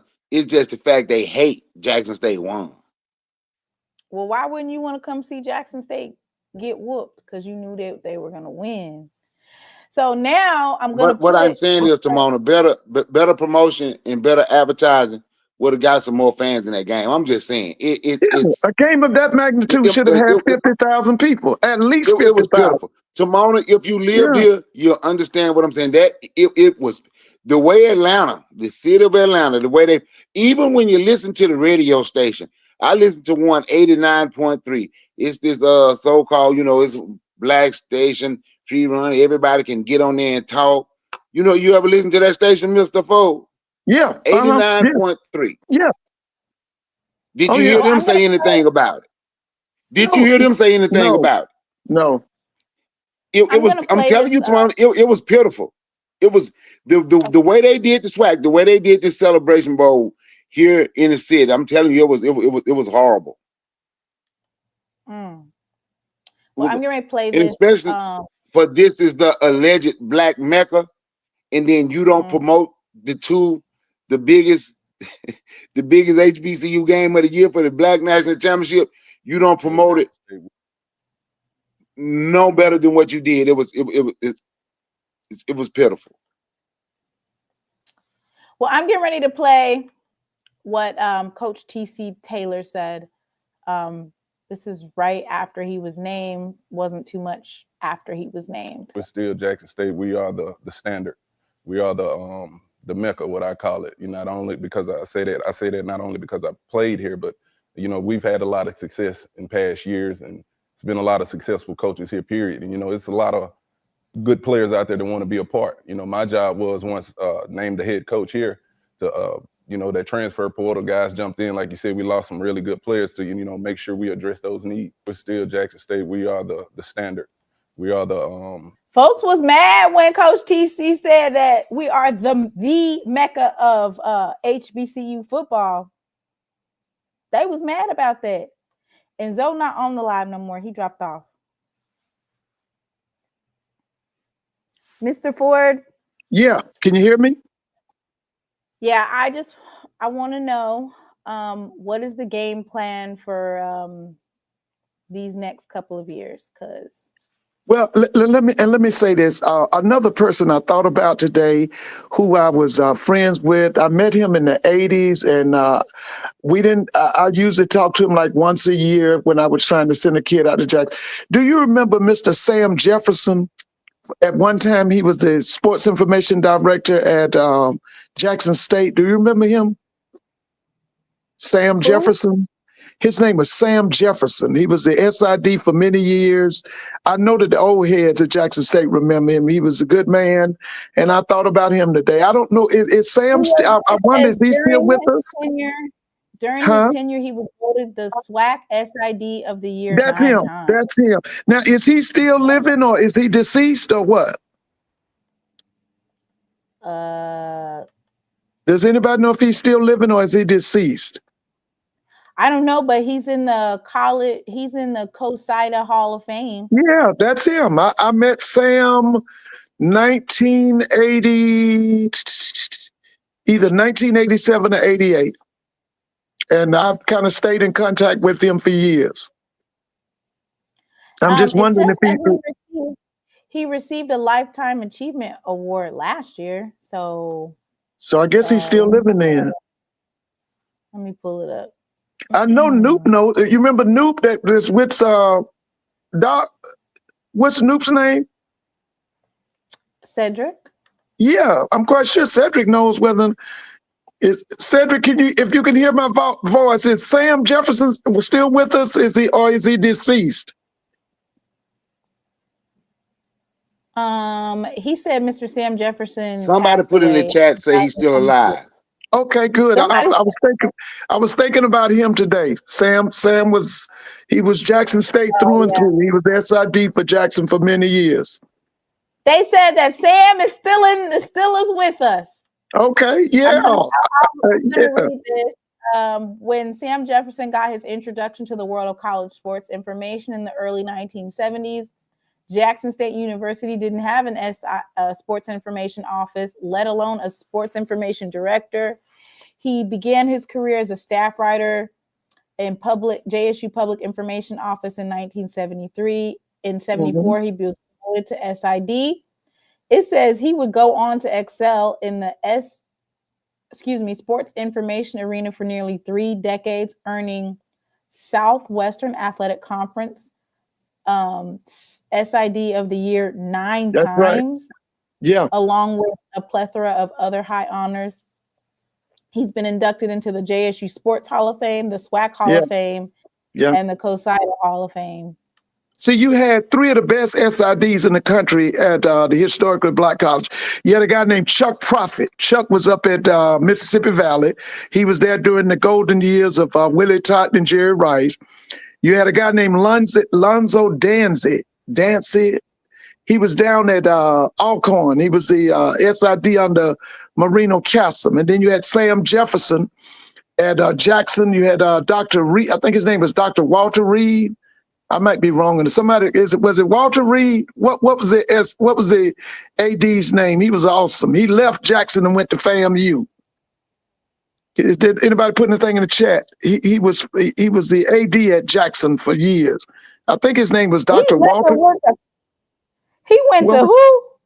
He left Jackson and went to FAMU. Walter Reed. Was it Dr. Walter Reed?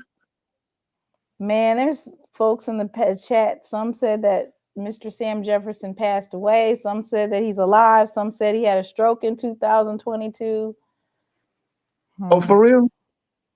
Yeah, they don't. There's some. Oh, okay. There's some. He was a Tiger through and through. He was Jackson State all the way. Mr. Sam Jefferson. Like I said, I met him in Portland, Oregon in I think that was 1987. Was that 87? Yeah, I think it was 1987. He was representing Jackson State out in at a COSIDA meeting.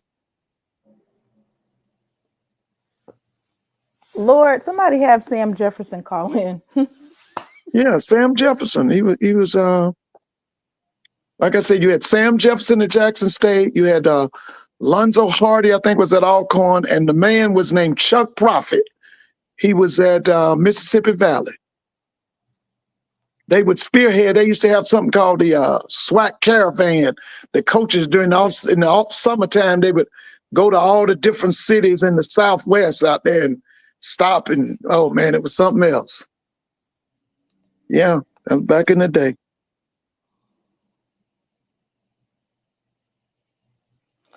So somebody in the chat said this year I think it wasn't good or on promotion because you had to wait the week of.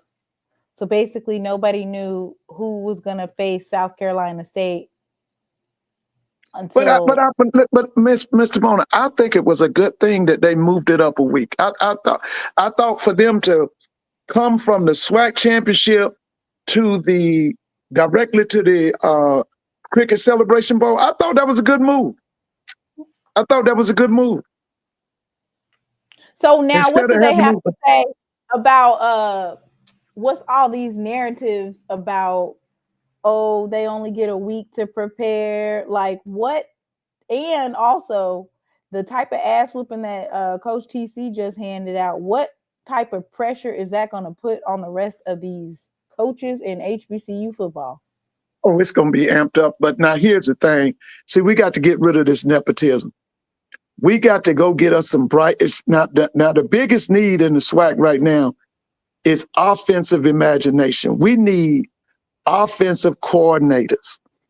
Alabama State especially needs an offense, and I need that man to let that offense alone. I need Eddie Robinson to lead that offense alone.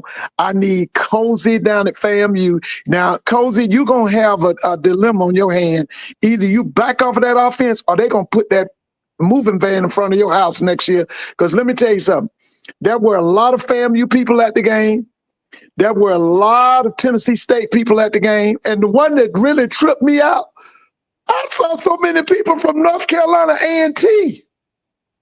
I guess they were so pitiful. I guess they wanted to see a good game or something. But it was so many people from North Carolina A&T at the game today. Mr. Ford, they went to the band. They went to the Battle of the Year band competition. But now, who won that? Who won that last night? FAMU. FAMU won the Battle of the Band? Battle of the Year, Band of the Year. Oh, okay. Yeah. Hopefully I can see it. Now, they usually put that stuff on YouTube. Hopefully I get a chance to see it. But yeah, I saw a lot of people from A&T, and that's why I'm making that appeal to A&T and to Hampton and Tennessee State. Could you put your self-hate to the side? Could you stop being brainwashed and come on back to HBCU football? Could you do that, please? Because you're missing out. If you're too dumb to know it, let me announce it to you. You're missing out. All your alums were there on greatness, baby. That was a black Super Bowl today here. That was a black Super Bowl.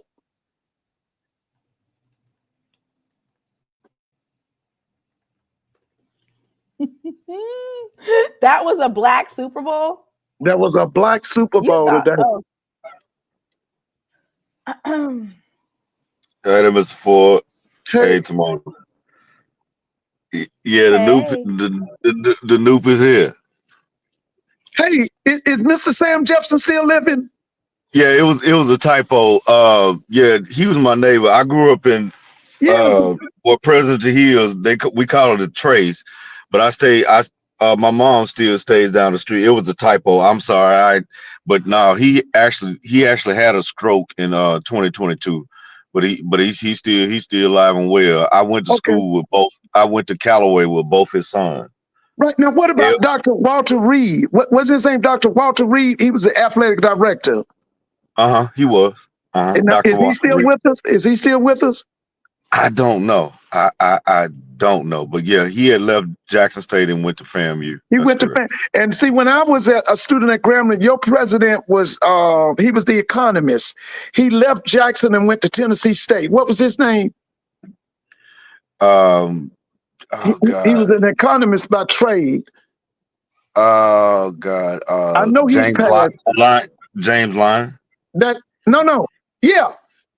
Yeah, Dr. James Lyon. Yeah. Yeah, that's right. That's right. Yeah, that's him. Yeah, Dr. James Lyon. Yeah, I remember him. When I Yeah, was at they was Grambling, he was all friends. president. They was all friends with my dad. Yeah, I remember. They Yeah, was all yeah. friends Oh with yeah. my dad. Yeah, Oh yeah. because See, that was the. See, you remember Chuck Prophet, right? Don't you remember Chuck Prophet at Mississippi Valley? Yes, sir. I was a little boy. Yes, What sir. about Lonzie Hardy was down at Alcorn? Lonzie, well, Dr. Lonzie Harder was down there at Alcorn. Yeah. And then that was during the time when also my frat brother Mr. Marino Cassim had left Marino and Castle. gone. That's right. He Godfather had left and gone to Southern. went to Southern. That's right. Yeah. Because Lonzo became an AD for somebody, I don't know. Because Lonzo was he was a graduate of North Carolina Chapel Hill. He was. Yeah, I think he was. He was a graduate of North Carolina Chapel Hill. Yeah, he went to UNC. Yeah, that's correct. Yeah. Oh yeah. Yeah, but yeah, Mr. Jefferson, he's still alive. But like I said, he had that stroke. Because he and my mom, they used to be, because walking up and down the trace every day, they used to be walking buddies. Right. But he Now, had you to walk with them. remember Coach Epps? He was the track coach. I met him. Yeah, that was a word. That was a word. But he was a world-renowned track coach. Yeah, that's right. He sent a couple guys. He sent a couple kids to the Olympic trials. Oh yeah, he was a personality too. I met me and my mom. This was back early 80s. He would bring Jackson State's track team to the Tuskegee relays. And he was you could just come up and talk to him. And he talked to you like he'd been knowing you all your life. And we sit with him and he talked to me and my mom like he had been knowing us 50 years, man. And we loved him. Yeah, Coach Epps. I'll never forget him. Sir. Yes. Yeah. And and the thing about it, we be talking noise in the chat, but let's just be honest. See, the biggest thing what people don't know, that really don't analyze sports and the nuances of what's really going on. See, they have allowed a coach that actually used to coach in the MEAC, so he understood the culture. Right. But this guy was an All-American in the SWAC. He actually played pro football in the NFL. So basically what Coach TC did was he saw how they were being coached. He saw, what the teams represented, quote unquote, in the MEAC. And the only thing he did was he built the trenches up on both sides of the ball, because we all know, for people that understand, each conference, we know that the SWAC is going to produce more skilled players than any HBCU in the country. Right. I mean, because those guys have gotten drafted time after time after time after time. Right. And see, also, you got to understand, Coach TC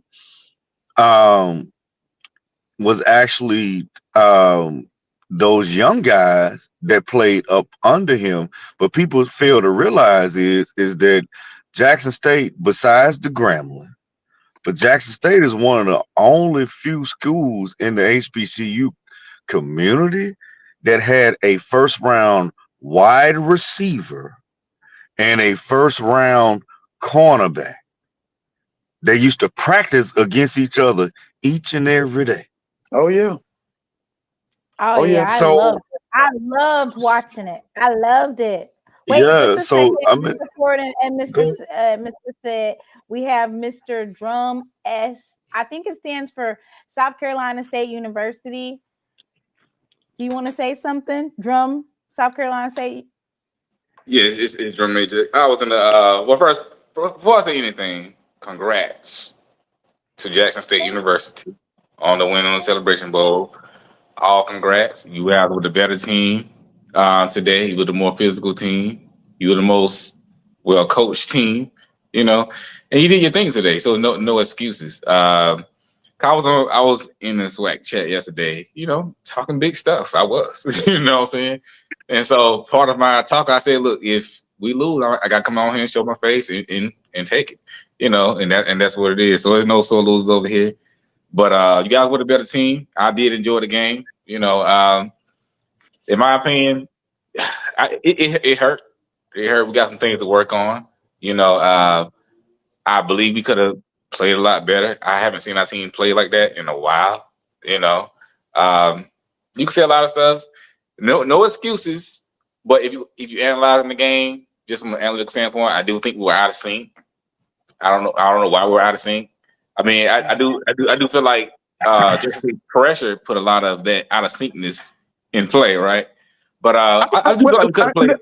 Let me say this. I was very disappointed with your offensive coordinator today, along with Coach Chennisberry, because the fact that I said, you know, I was sitting in South Carolina State section, and the people that I'm sitting with were very knowledgeable of the game.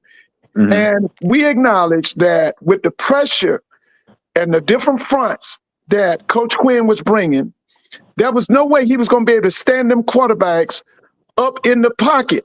He had to roll them, he had to boot them, and he had to sprint them. And the fact that they didn't do it. So we said the adjustment will be made after halftime because it didn't do it in the first.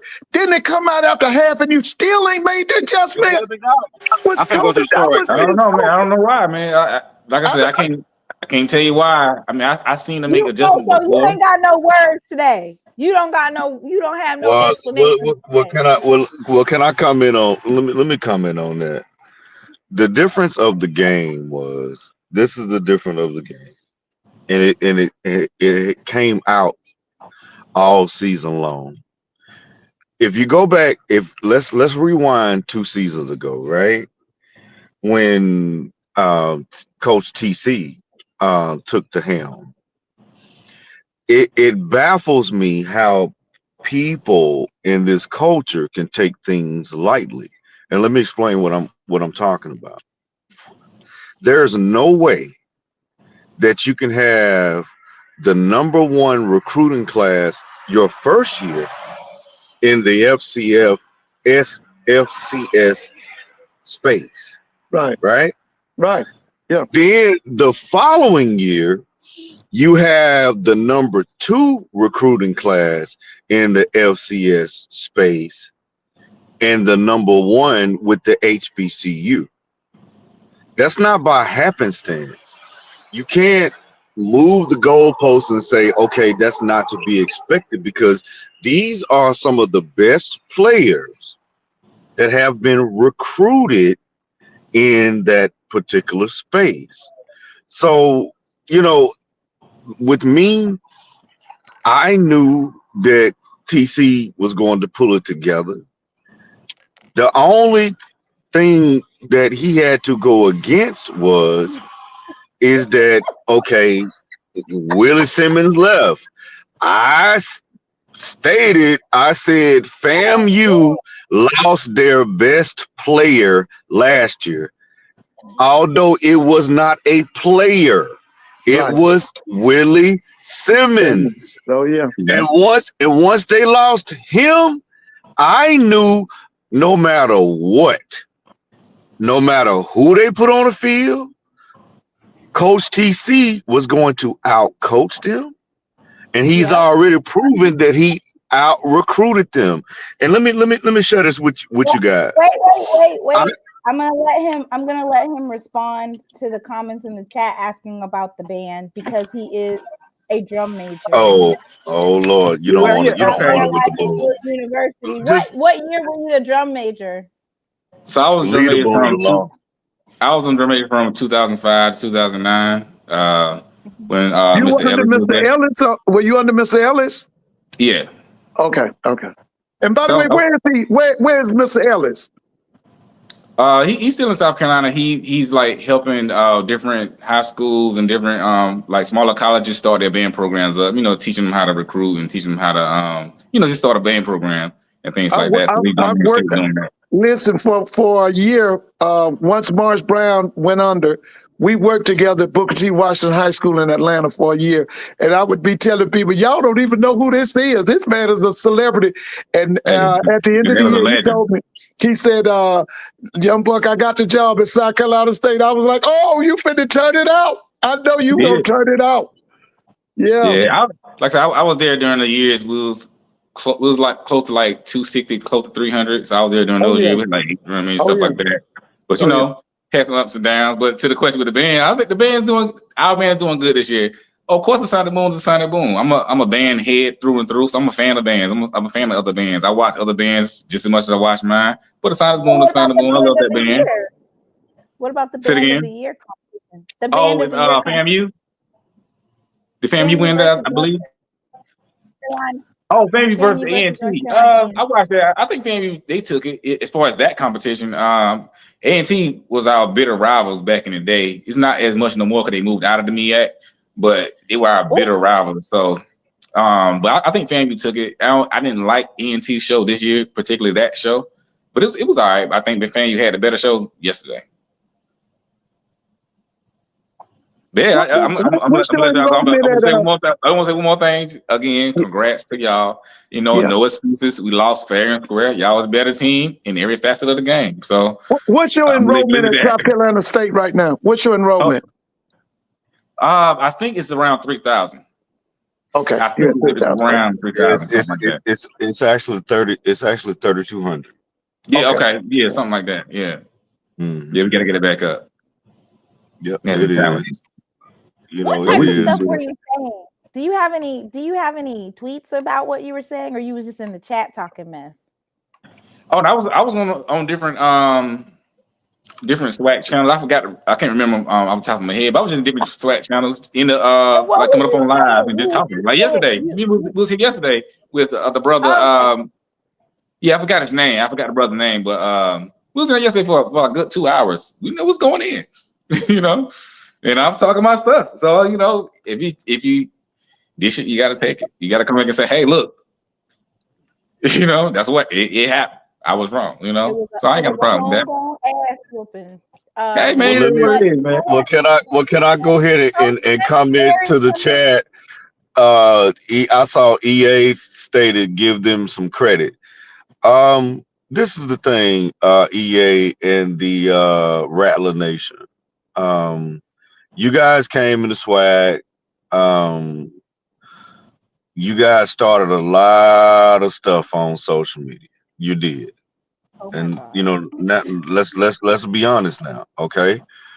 FAMU has never ever been a rival of Jackson State, and let me explain to you why. Because again, I'm the person that comes because anybody that knows me, I don't do biases. I say what it is. I say what it is. On and off the field. First of all, when I was an undergrad at Tougaloo College from 94 to 98, and then Jackson State from 98 to 99, I know this might hurt. Hold on. I know this might hurt a bunch of feelings. Why are you talking And about them rattlers? no, I want to comment to EA so we can just put this stuff to bed. When I was in school, FAMU was always known as a party school. It wasn't known as, okay, it's this big time whatever. It was just always known like, okay, if you rolling through Tallahassee on a Tuesday night, it's a party going on.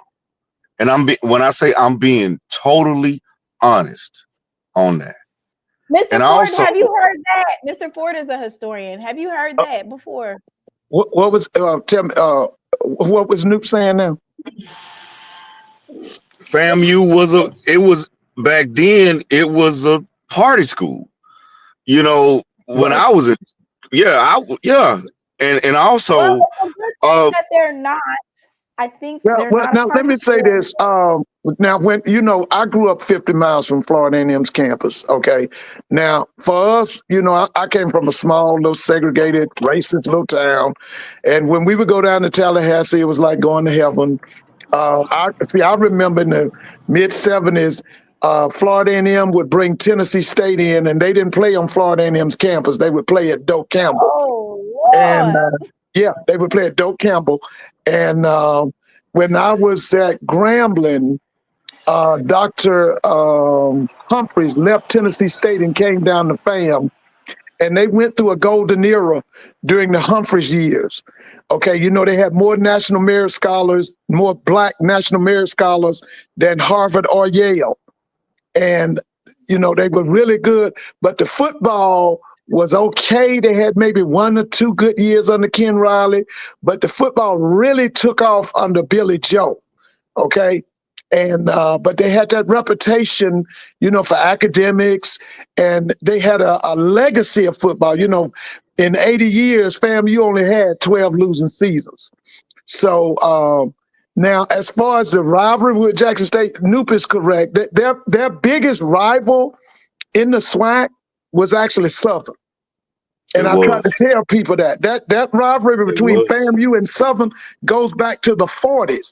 The actual reason that Southern created the boombox was because the president came to a game in the 40s and saw the 100 and said, I want a band like that at Southern.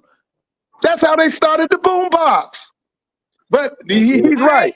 They really didn't have a rivalry with Jackson. The rivalry was with Southern, and then the second biggest rival for FAMU was Grambling, because that was Eddie Robinson against Jake Gaither. That was Jake Gaither. And the third one they had was their Florida Classic with BCU. Yeah. But no, now what started out kind of hot was this whole thing between Deion Sanders and Willie Simmons. That it was like the microcosm of a little rivalry. But like Noop is saying now, that rivalry is gone. Because I'm gonna say this, and I know some people gonna get upset. They're gonna have to make some moves in FAMU. Willie Simmons is not gone. He in Miami. Okay.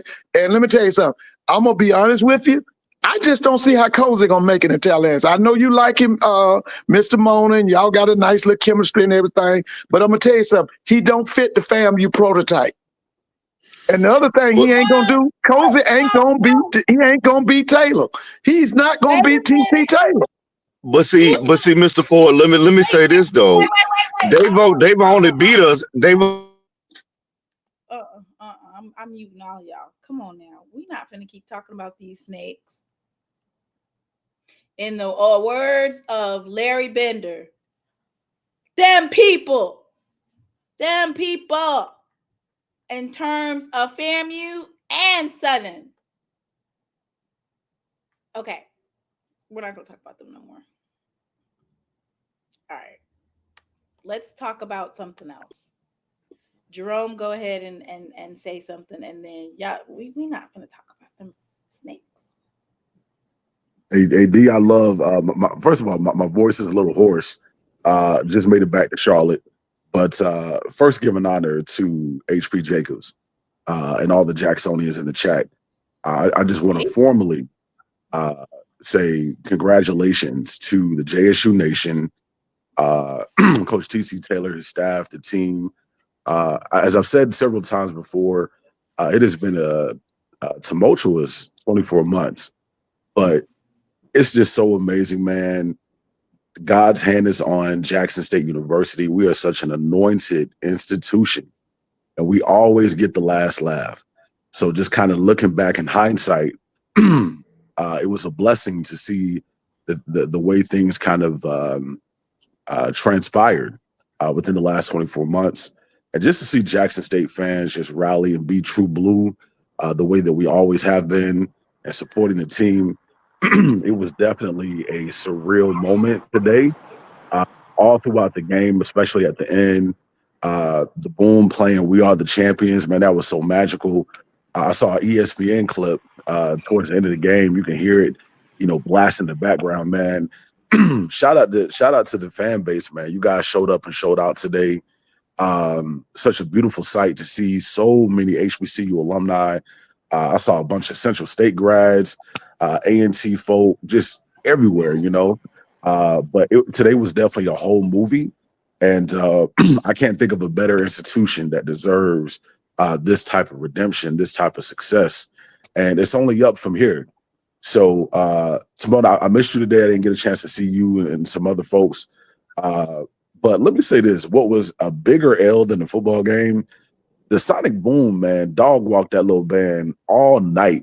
Like I haven't seen a bigger L when it comes to band matchups in a minute. It was crazy. The band sounds amazing. We were just on all, so Jackson State is like a machine, from the band, the football team, the cheerleaders, the crowd. It's like a monster, and it'll be great to see other HBCUs.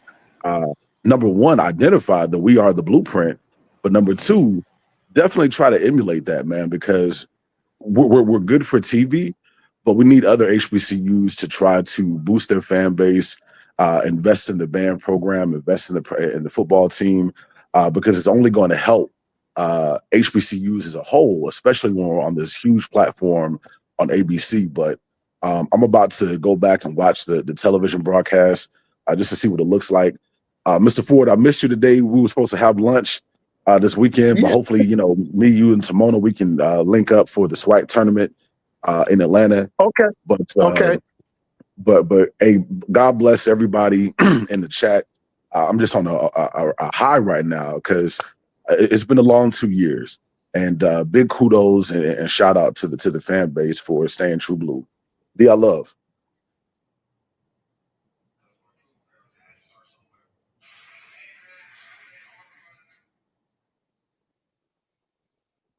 And that's all I got, y'all.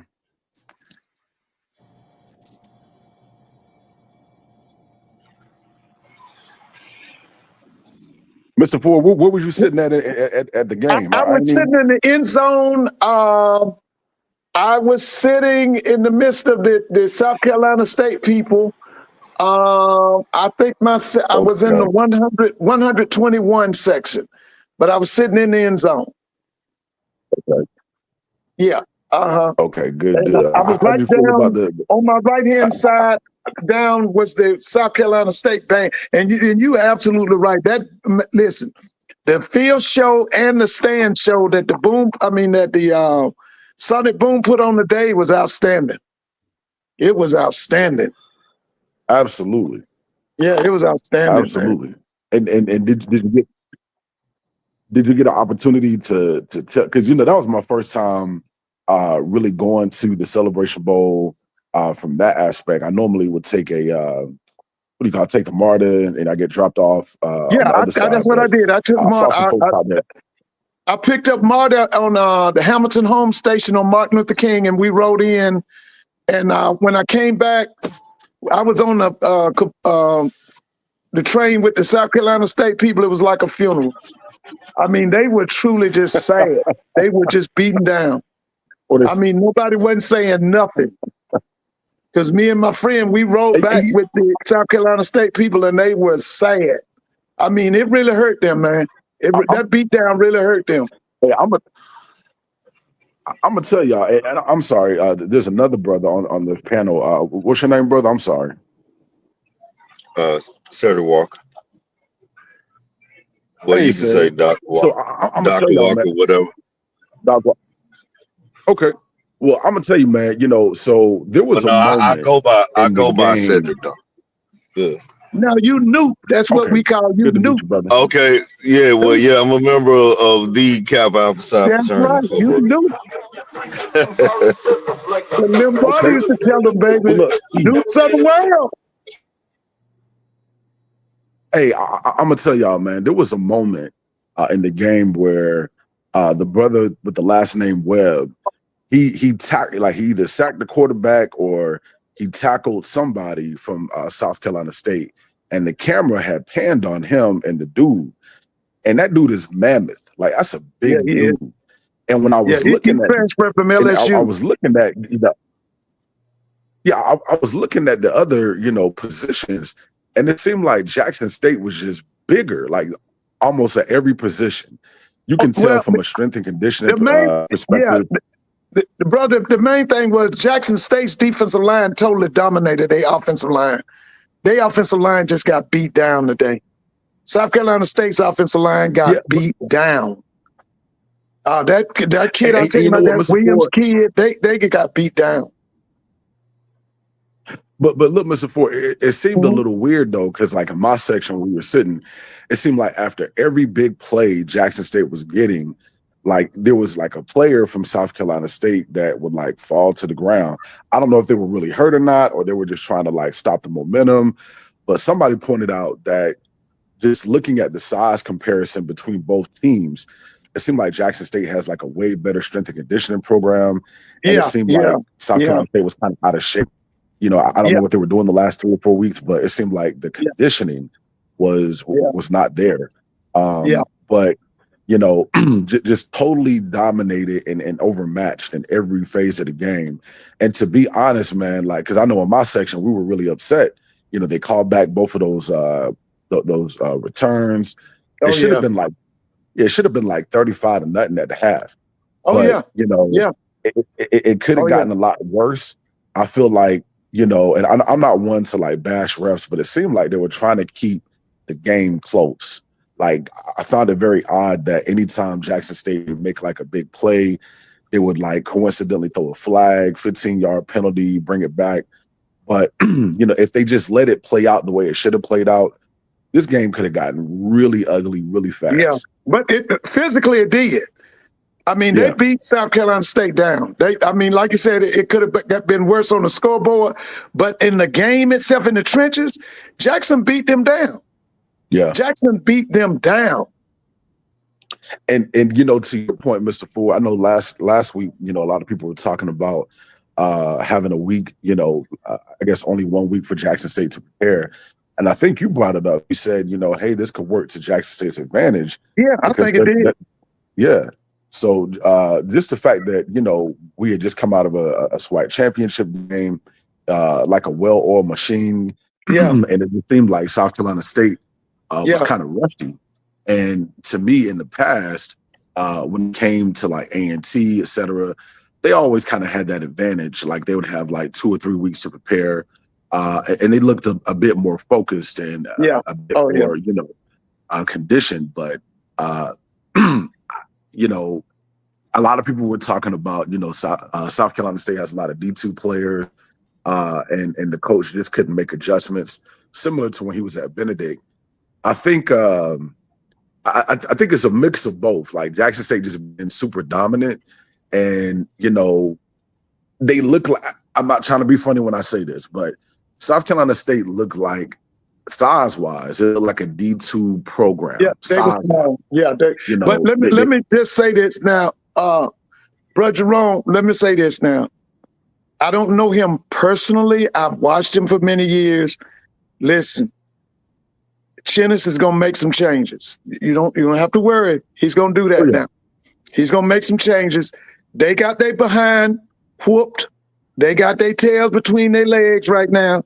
But I'm telling you right now, he's gonna hit the recruiting circus real hard. Like you said, one thing he's gonna do, he's gonna upgrade the size, because their offensive and defensive line was too small today, and they took a whooping. They were physically beaten down today. So you can look for him now to go get them 6'6" tackles, 6'6", 310, 320. They'll have them next year. But like you said, it did kind of look like, as far as divisions, Jackson was in a higher division than they were. The size-wise, it was all in the favor of Jackson. But physicality was all Jackson. It was all Jackson. Yeah. But he's going to listen. Don't get him wrong. He's going to make them changes. I know it. He's going to make them changes now. Oh, yeah. Now, I mean, what he needs to be concerned, though, if Tennessee State actually comes to the MEAC and A&T comes back with that new coach, and, you know, if it's true about Mike Vick, that's going to add a bit more parity, you know, to the MEAC. And I think and they need some help.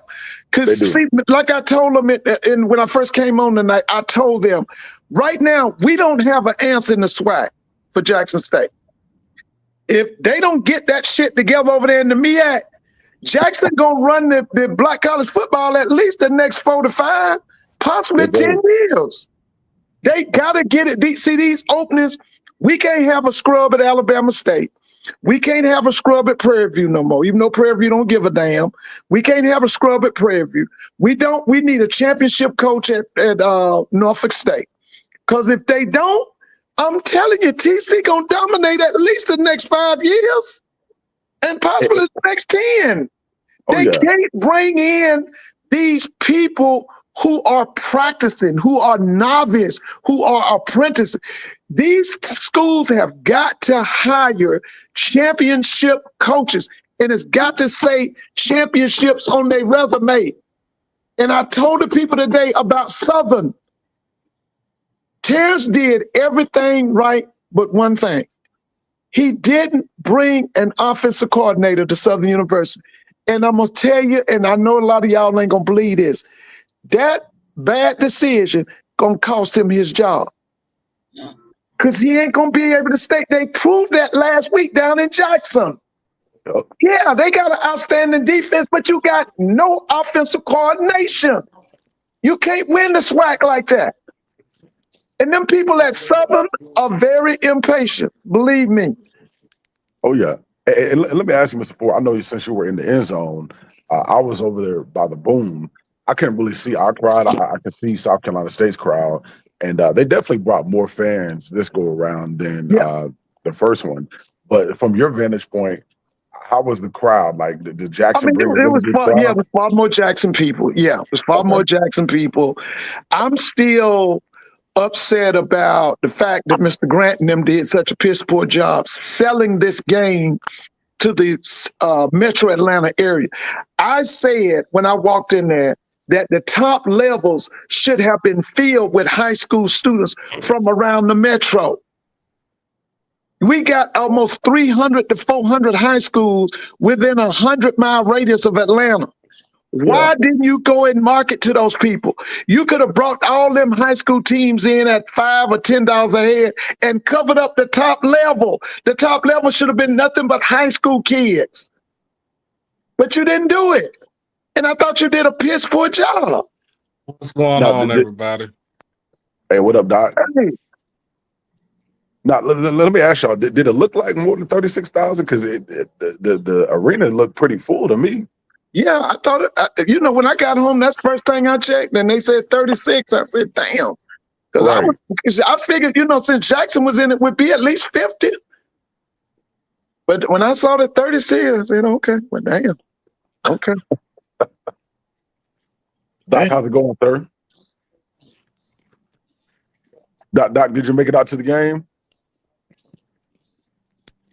Did Doc come on? He is on. I think he's on mute. Okay.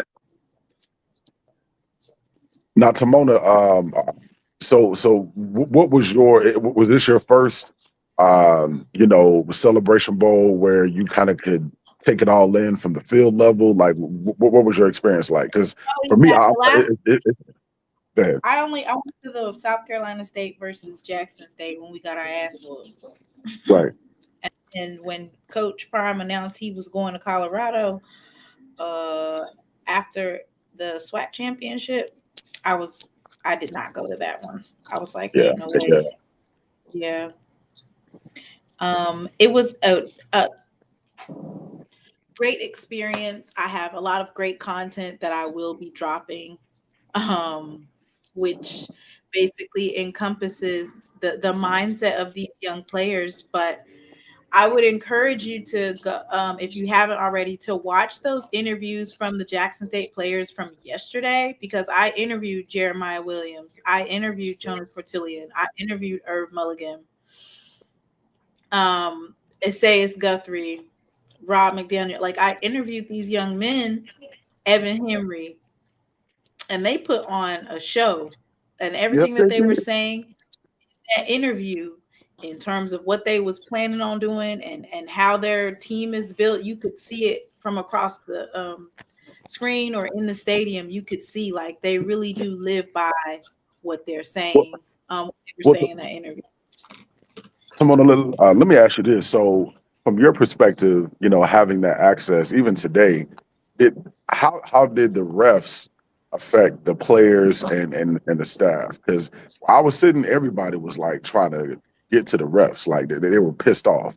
But like, did that affect TC and the staff and the team? Because there was a lot of calls that were just, blatantly biased. There was some bogus calls tonight. What's going on, everybody? Hey, how you doing? I would play when when Coach Mickey Joseph said that those calls were some bullshit. Pretty much. I'm gonna say again, y'all. Now that was an out of conference staff. I mean, an out of conference ref team tonight. What conference were they from? Conference USA. Conference. Oh, Okay. really? Okay.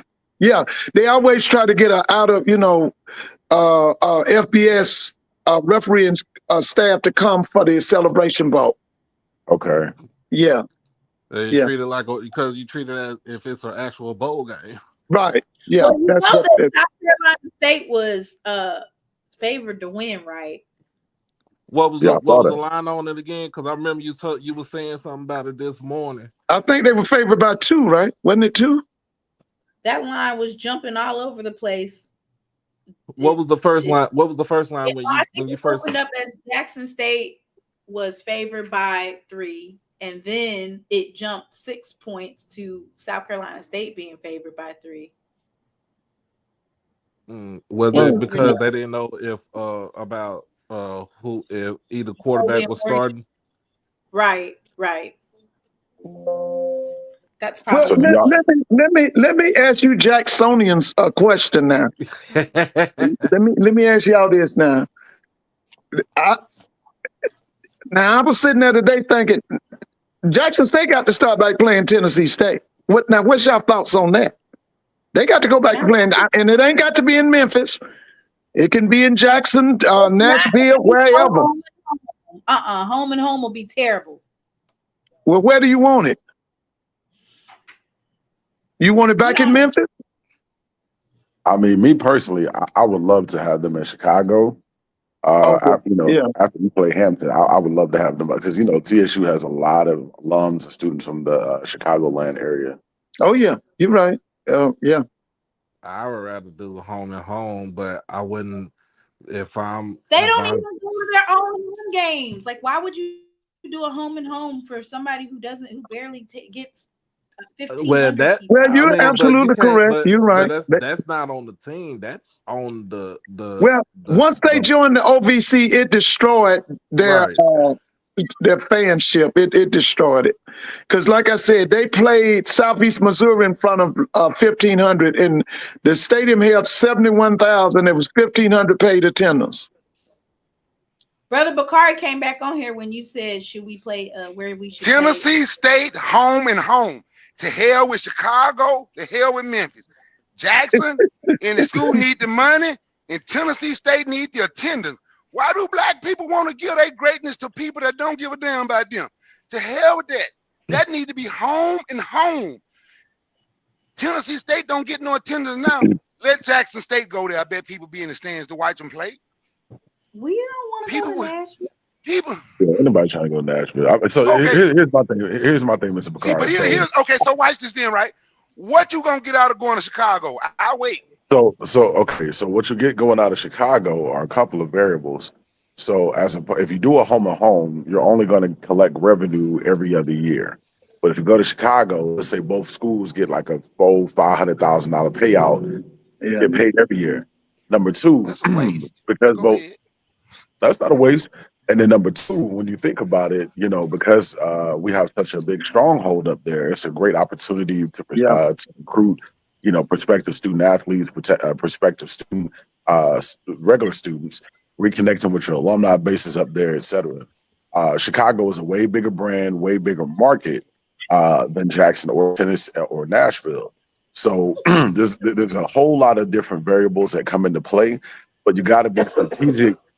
You got to be strategic, and you got to be, intentional when you're looking to renew some of these rivalries and picking a location that's just going to make the most sense financially as well as logistically. So, let me ask you a question. Can we throw Birmingham in there? No. Let me ask him a question. Let me ask him a question. Wait a minute, Mr. Fo. Let me ask him a question right quick. You say every other year, and you'll get $500,000 every. So let's say every year you get $500,000.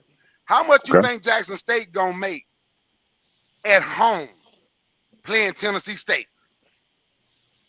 Honestly, I can't say, and the reason why I say that is because we've never really played them I think maybe the last time we played Tennessee State They at home. don't travel. They do not travel. Mama, hey, okay, Yeah. that's okay. They Okay, don't watch have this. they don't have Wait a any minute. fans. Wait a minute. FAMU didn't travel. How much money did they make against FAMU? Probably close FAMU to $1 didn't million. travel. FAMU didn't travel. They gonna make more money. Why do we want to give our greatness to places that don't even care about you?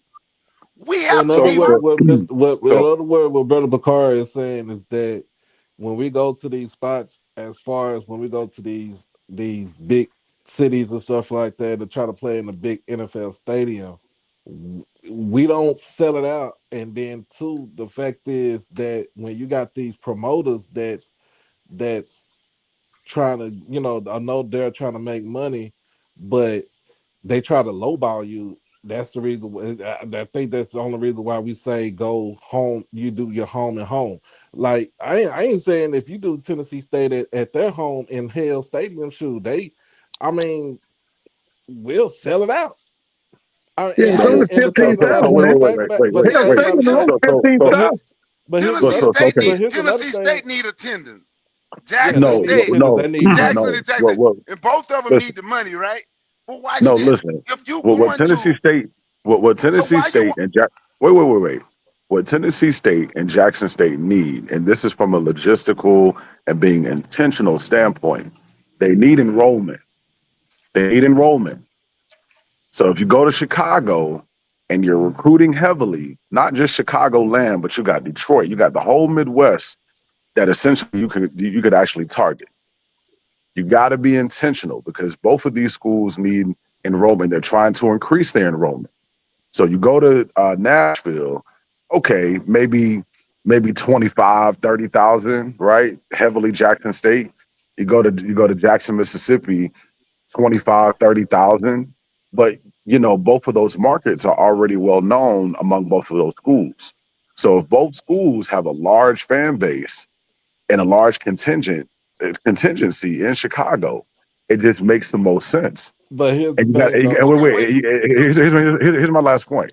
The Okay. last time Jackson State went to Chicago, we had a 2-year deal with Howard in 2000 2001. The attendance was like over 50,000 both years. Heavily Jackson State. People got to remember, Chicago is like North Mississippi. Yeah, So that's right. we're going to have about 50,000 fans when we play in Chicago. So the attendance is not a problem up there. I don't know what the payout's going to look like. I'm sure it's going to be, pretty good. I'm pretty sure it's going to be, respectable. But my point businesses is, in Jackson need the money. The business around the city of Jackson need the money. See, if you're gonna look at everything, you want everything to work together, but then you're gonna take what can be huge away from me to give it to Chicago. Why in the hell? I'm gonna speak from a okay, business standpoint. Cause wait a minute, I'm gonna speak from a go ahead. business point. Wait, And I'm I gonna got a be right. rebuttal. I'm Go gonna ahead. show you something. Cause if I owned my business, right, when my business was there and I'm doing well, and I have an opportunity to make this much money when y'all come in here. The people gonna bring the money to my city, right? So I can make money. Now, if you want to take your big games somewhere else, ask those businesses in Chicago to help you then. Don't come to Okay. me and ask me for nothing. If you don't Okay. step out and talk to the people in the city where you are, to me, I'm just saying to me, these classics taking money away from yourself to go to say Valley played in Chicago. I know people gonna say it's Valley. Somebody played in Indianapolis the other day. Not the other day. This season and last, just look and see. These people, those people up there don't care about the city, doesn't Okay. care about the HBCU. Okay. So let me say this, and this might be unpopular, but tough conversations need to be had. What businesses in Nashville or Jackson are cutting either of these institutions a check? I'm talking about the hotels, the restaurants, the gas stations, everybody that's profiting off of these HBCUs, namely Jackson State. Who was cutting that school a check? So here's the You know, thing, though, Jerome. that's a great question. Watch this. How many times, I'm going to say this, Doc, then you can go. But how many times whoever running the business at Jackson State step to these people? Sometimes you They got to all step have. outside. You got to step outside of your comfort zone. They And all you have, have to, man. Mr. Bakari, trust me, the university has reached out, and this is for How years. how Reached how out to many the business community. hotels? How many hotels in Chicago gonna give them money? Now We don't. your fan base got to travel 9-10 hours to go to the game. I'm just saying, for me, it doesn't make sense. It makes sense to some folks who want to see all them classics. I said that Jackson State shouldn't keep playing Alabama A&M in Mobile. I think you're losing money. You're giving away much needed money. The gate, you're giving away much needed money to say, ooh, I'm repping this classic. You can have the classic, but a home and home classic, just like Southern and Jackson State do the Boombox Classic, home and home. Listen, I'm gonna say this. I feel like because Jackson State is an anomaly, I feel like we have to approach our situation a bit differently. If Jackson State, all these years, especially during prime, we had an economic impact of multi-million dollars on the city of Jackson, right? And none of that money is coming back to the institution, similar to the CIAA tournament when it was here in Charlotte. If that money, if a percentage of that money is not going back to the institutions, it's time to rotate. Now, here's my point. If you go to Chicago, you mentioned Circle City Classic, you mentioned some of these other classics. The classic format initially and up to date is designed to reconnect with all those alumni, all those people that migrated up to those different regions, right? And then you pour into the fact that these universities are heavily recruiting these students in those areas to come back to that school to get an education. That's the purpose of these classics. That's the benefit of these classics. Yes, there may be some instances where we could be losing some money. We could make $1 million at home. That's a stretch, right? That's if you've actually got 30,000 paid people. You got to throw in comp tickets, right? Complimentary tickets. So that's a big could. But my point is, it makes more sense from a institutional standpoint, longevity standpoint, because right now Jackson State, Tennessee State, a lot of other HBCUs are playing the long game. And with that long game, you got to go back out there to the West Coast and to the Midwest and to the East Coast because you're trying to reconnect with those fan bases. You're trying to increase your enrollment because you got to weigh it out. Which holds more weight? Is the juice worth a squeeze? Having a home game with Tennessee State or having it in a city like Chicago, you can get 50,000 and you're exposing all these kids that probably can't go down south. You're bringing the show up to them. So sometimes we got to get out of our comfort zone and always trying to stay at home. Take the show on the road. Reconnect with your fan base that may have fallen off and start Well, heavily recruiting those areas. You got to well, take the show on the road. well, I got an example for you. So here, the Labor Day class, it used to be in Mr. Ford, you remember this Labor Day class at Texas Southern Prairie used to be played at the Astrodome, right? Right. Yeah, I remember. It used to be played at the Astrodome. So when the Astrodome became obsolete, when they built NRG Stadium, they tried to have it over there.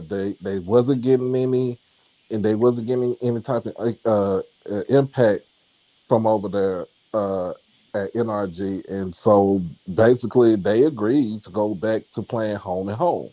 So now, of course, Prairie View at the time they was playing at Blackshear, but at the time they started moving around when they started uh, making their way to building new Blackshear Field, the name of the stadium that's where it sits at now. So they was playing in, they played they played home games in Hempstead, which is 10 minutes up the road.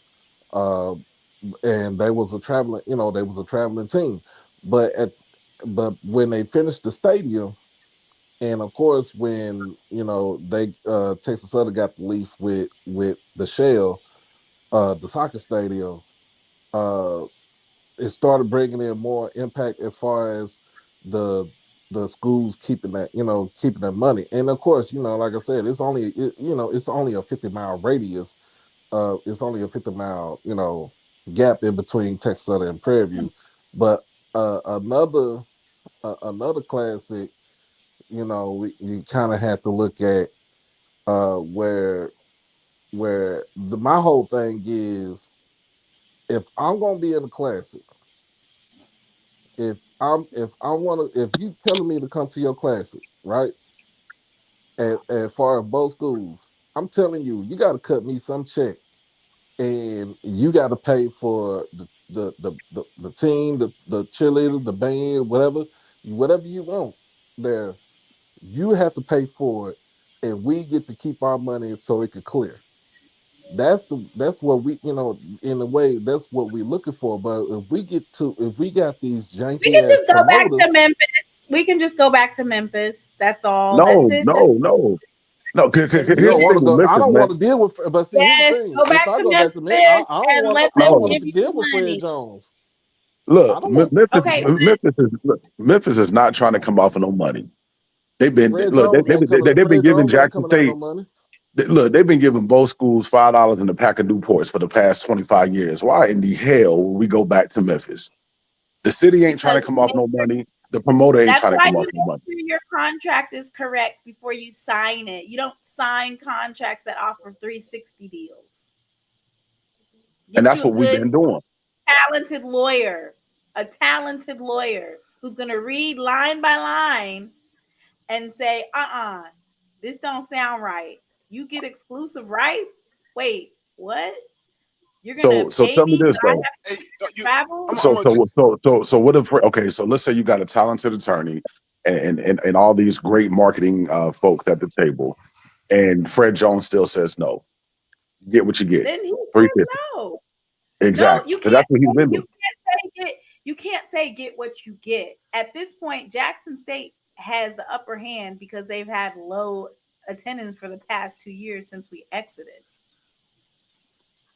Memphis So will cut the check because they know how much they make, meaning the city of Memphis knows how much of a getter it was. A lot of times when they'll be like, "Oh, we don't have any money." If FedEx can give NIL deals out to people and you don't really get any return on investment for those NIL deals that they're just giving money away, they can find $1 million right. plus $1 million in the green plus uh travel accommodations for both the band, and there's a band fee on top of that. Like, you just have to play it smart, and you just have to have great lawyers who are going to look at it. But this is like kind of like a redundant conversation. I will say this: Jackson State has the top leading attendance, so you just have to be careful of the types of things that you enter in, and use your fan base to do that when I don't know, like, keep it at home where your fan base is instead of going all these different places. But Memphis is one of those turnaround games. You can put $30 in the gas tank, get you some tickets. See, You y'all have ain't looking at the $50. business. You See, have a y'all ain't good looking at time. the business. Y'all ain't looking at the business. Y'all looking at the party. See, I'm looking at the business. if you can Nobody force parties Memphis, at. wait a minute. If you think you can force something in Memphis to give you money, why don't you think you can force what's at your house to give you money? I'm just Because this just me. I ain't asking nobody. because Maybe there's nobody. and they don't I'm just saying, value us. stop, They don't stop, value us. give. And they don't have no damn money. Who? Okay. The Clarion Watch Hotel. this. What is it? The hotels have money because people gonna come and gonna stay No, in the they do hotels. not. They don't have no Well, money. okay. Jackson, See, okay. This is what I'm gonna say. Okay, I got an idea. Go to Memphis, go to Chicago, and get $500,000. But you can get there $1 million playing at home. I'm just trying to see which one you think make the most business sense.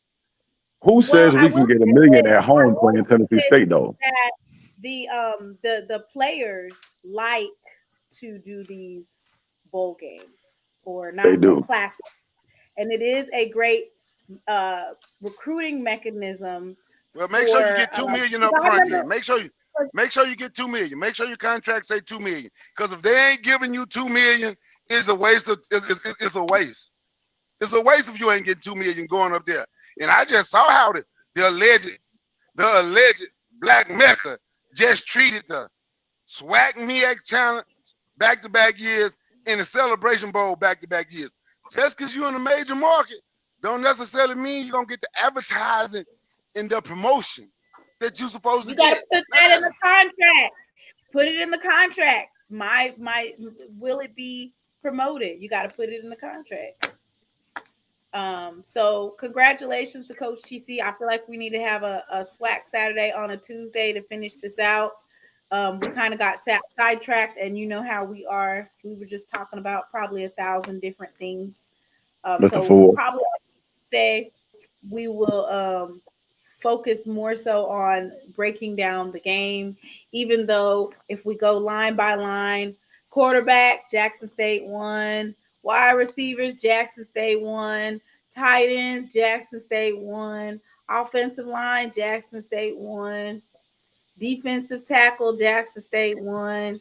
Defensive ends, Jackson State won. Linebackers, Jackson State won. Running backs, Jackson State won. Special teams, Jackson State won. Drum majors, Jackson State won. So I mean, like we gonna go over it on Tuesday, but as far as like each and the punters, kickers, long snapper, like any different position that they have on Jackson State football team, I mean, the J sets won. The coaching staff won. Like it was just such a dominant game. I did not. Thank everybody. I did not like how they did with game I was watching in Field from the House. How it was more pro South Carolina State than Jackson State, or just being evened out. I didn't like that. I know we spoke our piece on that earlier. But Banner Girls won. Hey, before you wrap up, Timona. Hey, before you wrap up, Timona, I just want to wish. Timona, before you wrap up, I just want to wish you and everybody else that's still in Atlanta safe travels back home. Definitely, savor and enjoy this win. I'll be flying my car flags all around Charlotte all week, and I hope that all y'all do the same. But again, I love huge win for the program, the university, and let's take this to another level. But you guys have a blessed night, and we'll see you soon. I love. I love.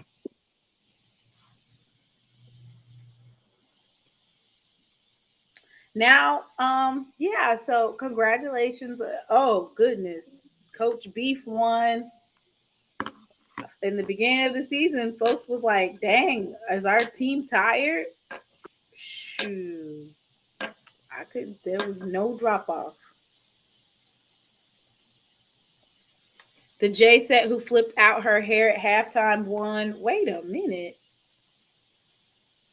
So everybody have a blessed night. It was belt to ass, and I enjoyed it. I'm gonna go ahead and play some memes. Excuse me. Yeah, some memes on the way out. Everybody have a blessed night. Hello. Welcome back to Lessons with Kobe. Today, we will be learning the term belt to ass in sign language. First, we're going to break it down. Stay with me. Belt to ass. One more time. Belt to ass. Together now. Belt to ass. And that concludes my lesson. See you next season. Yeah, man, hey, write a check your ass in cash, man. That's all I can say. He made it big time, Willie!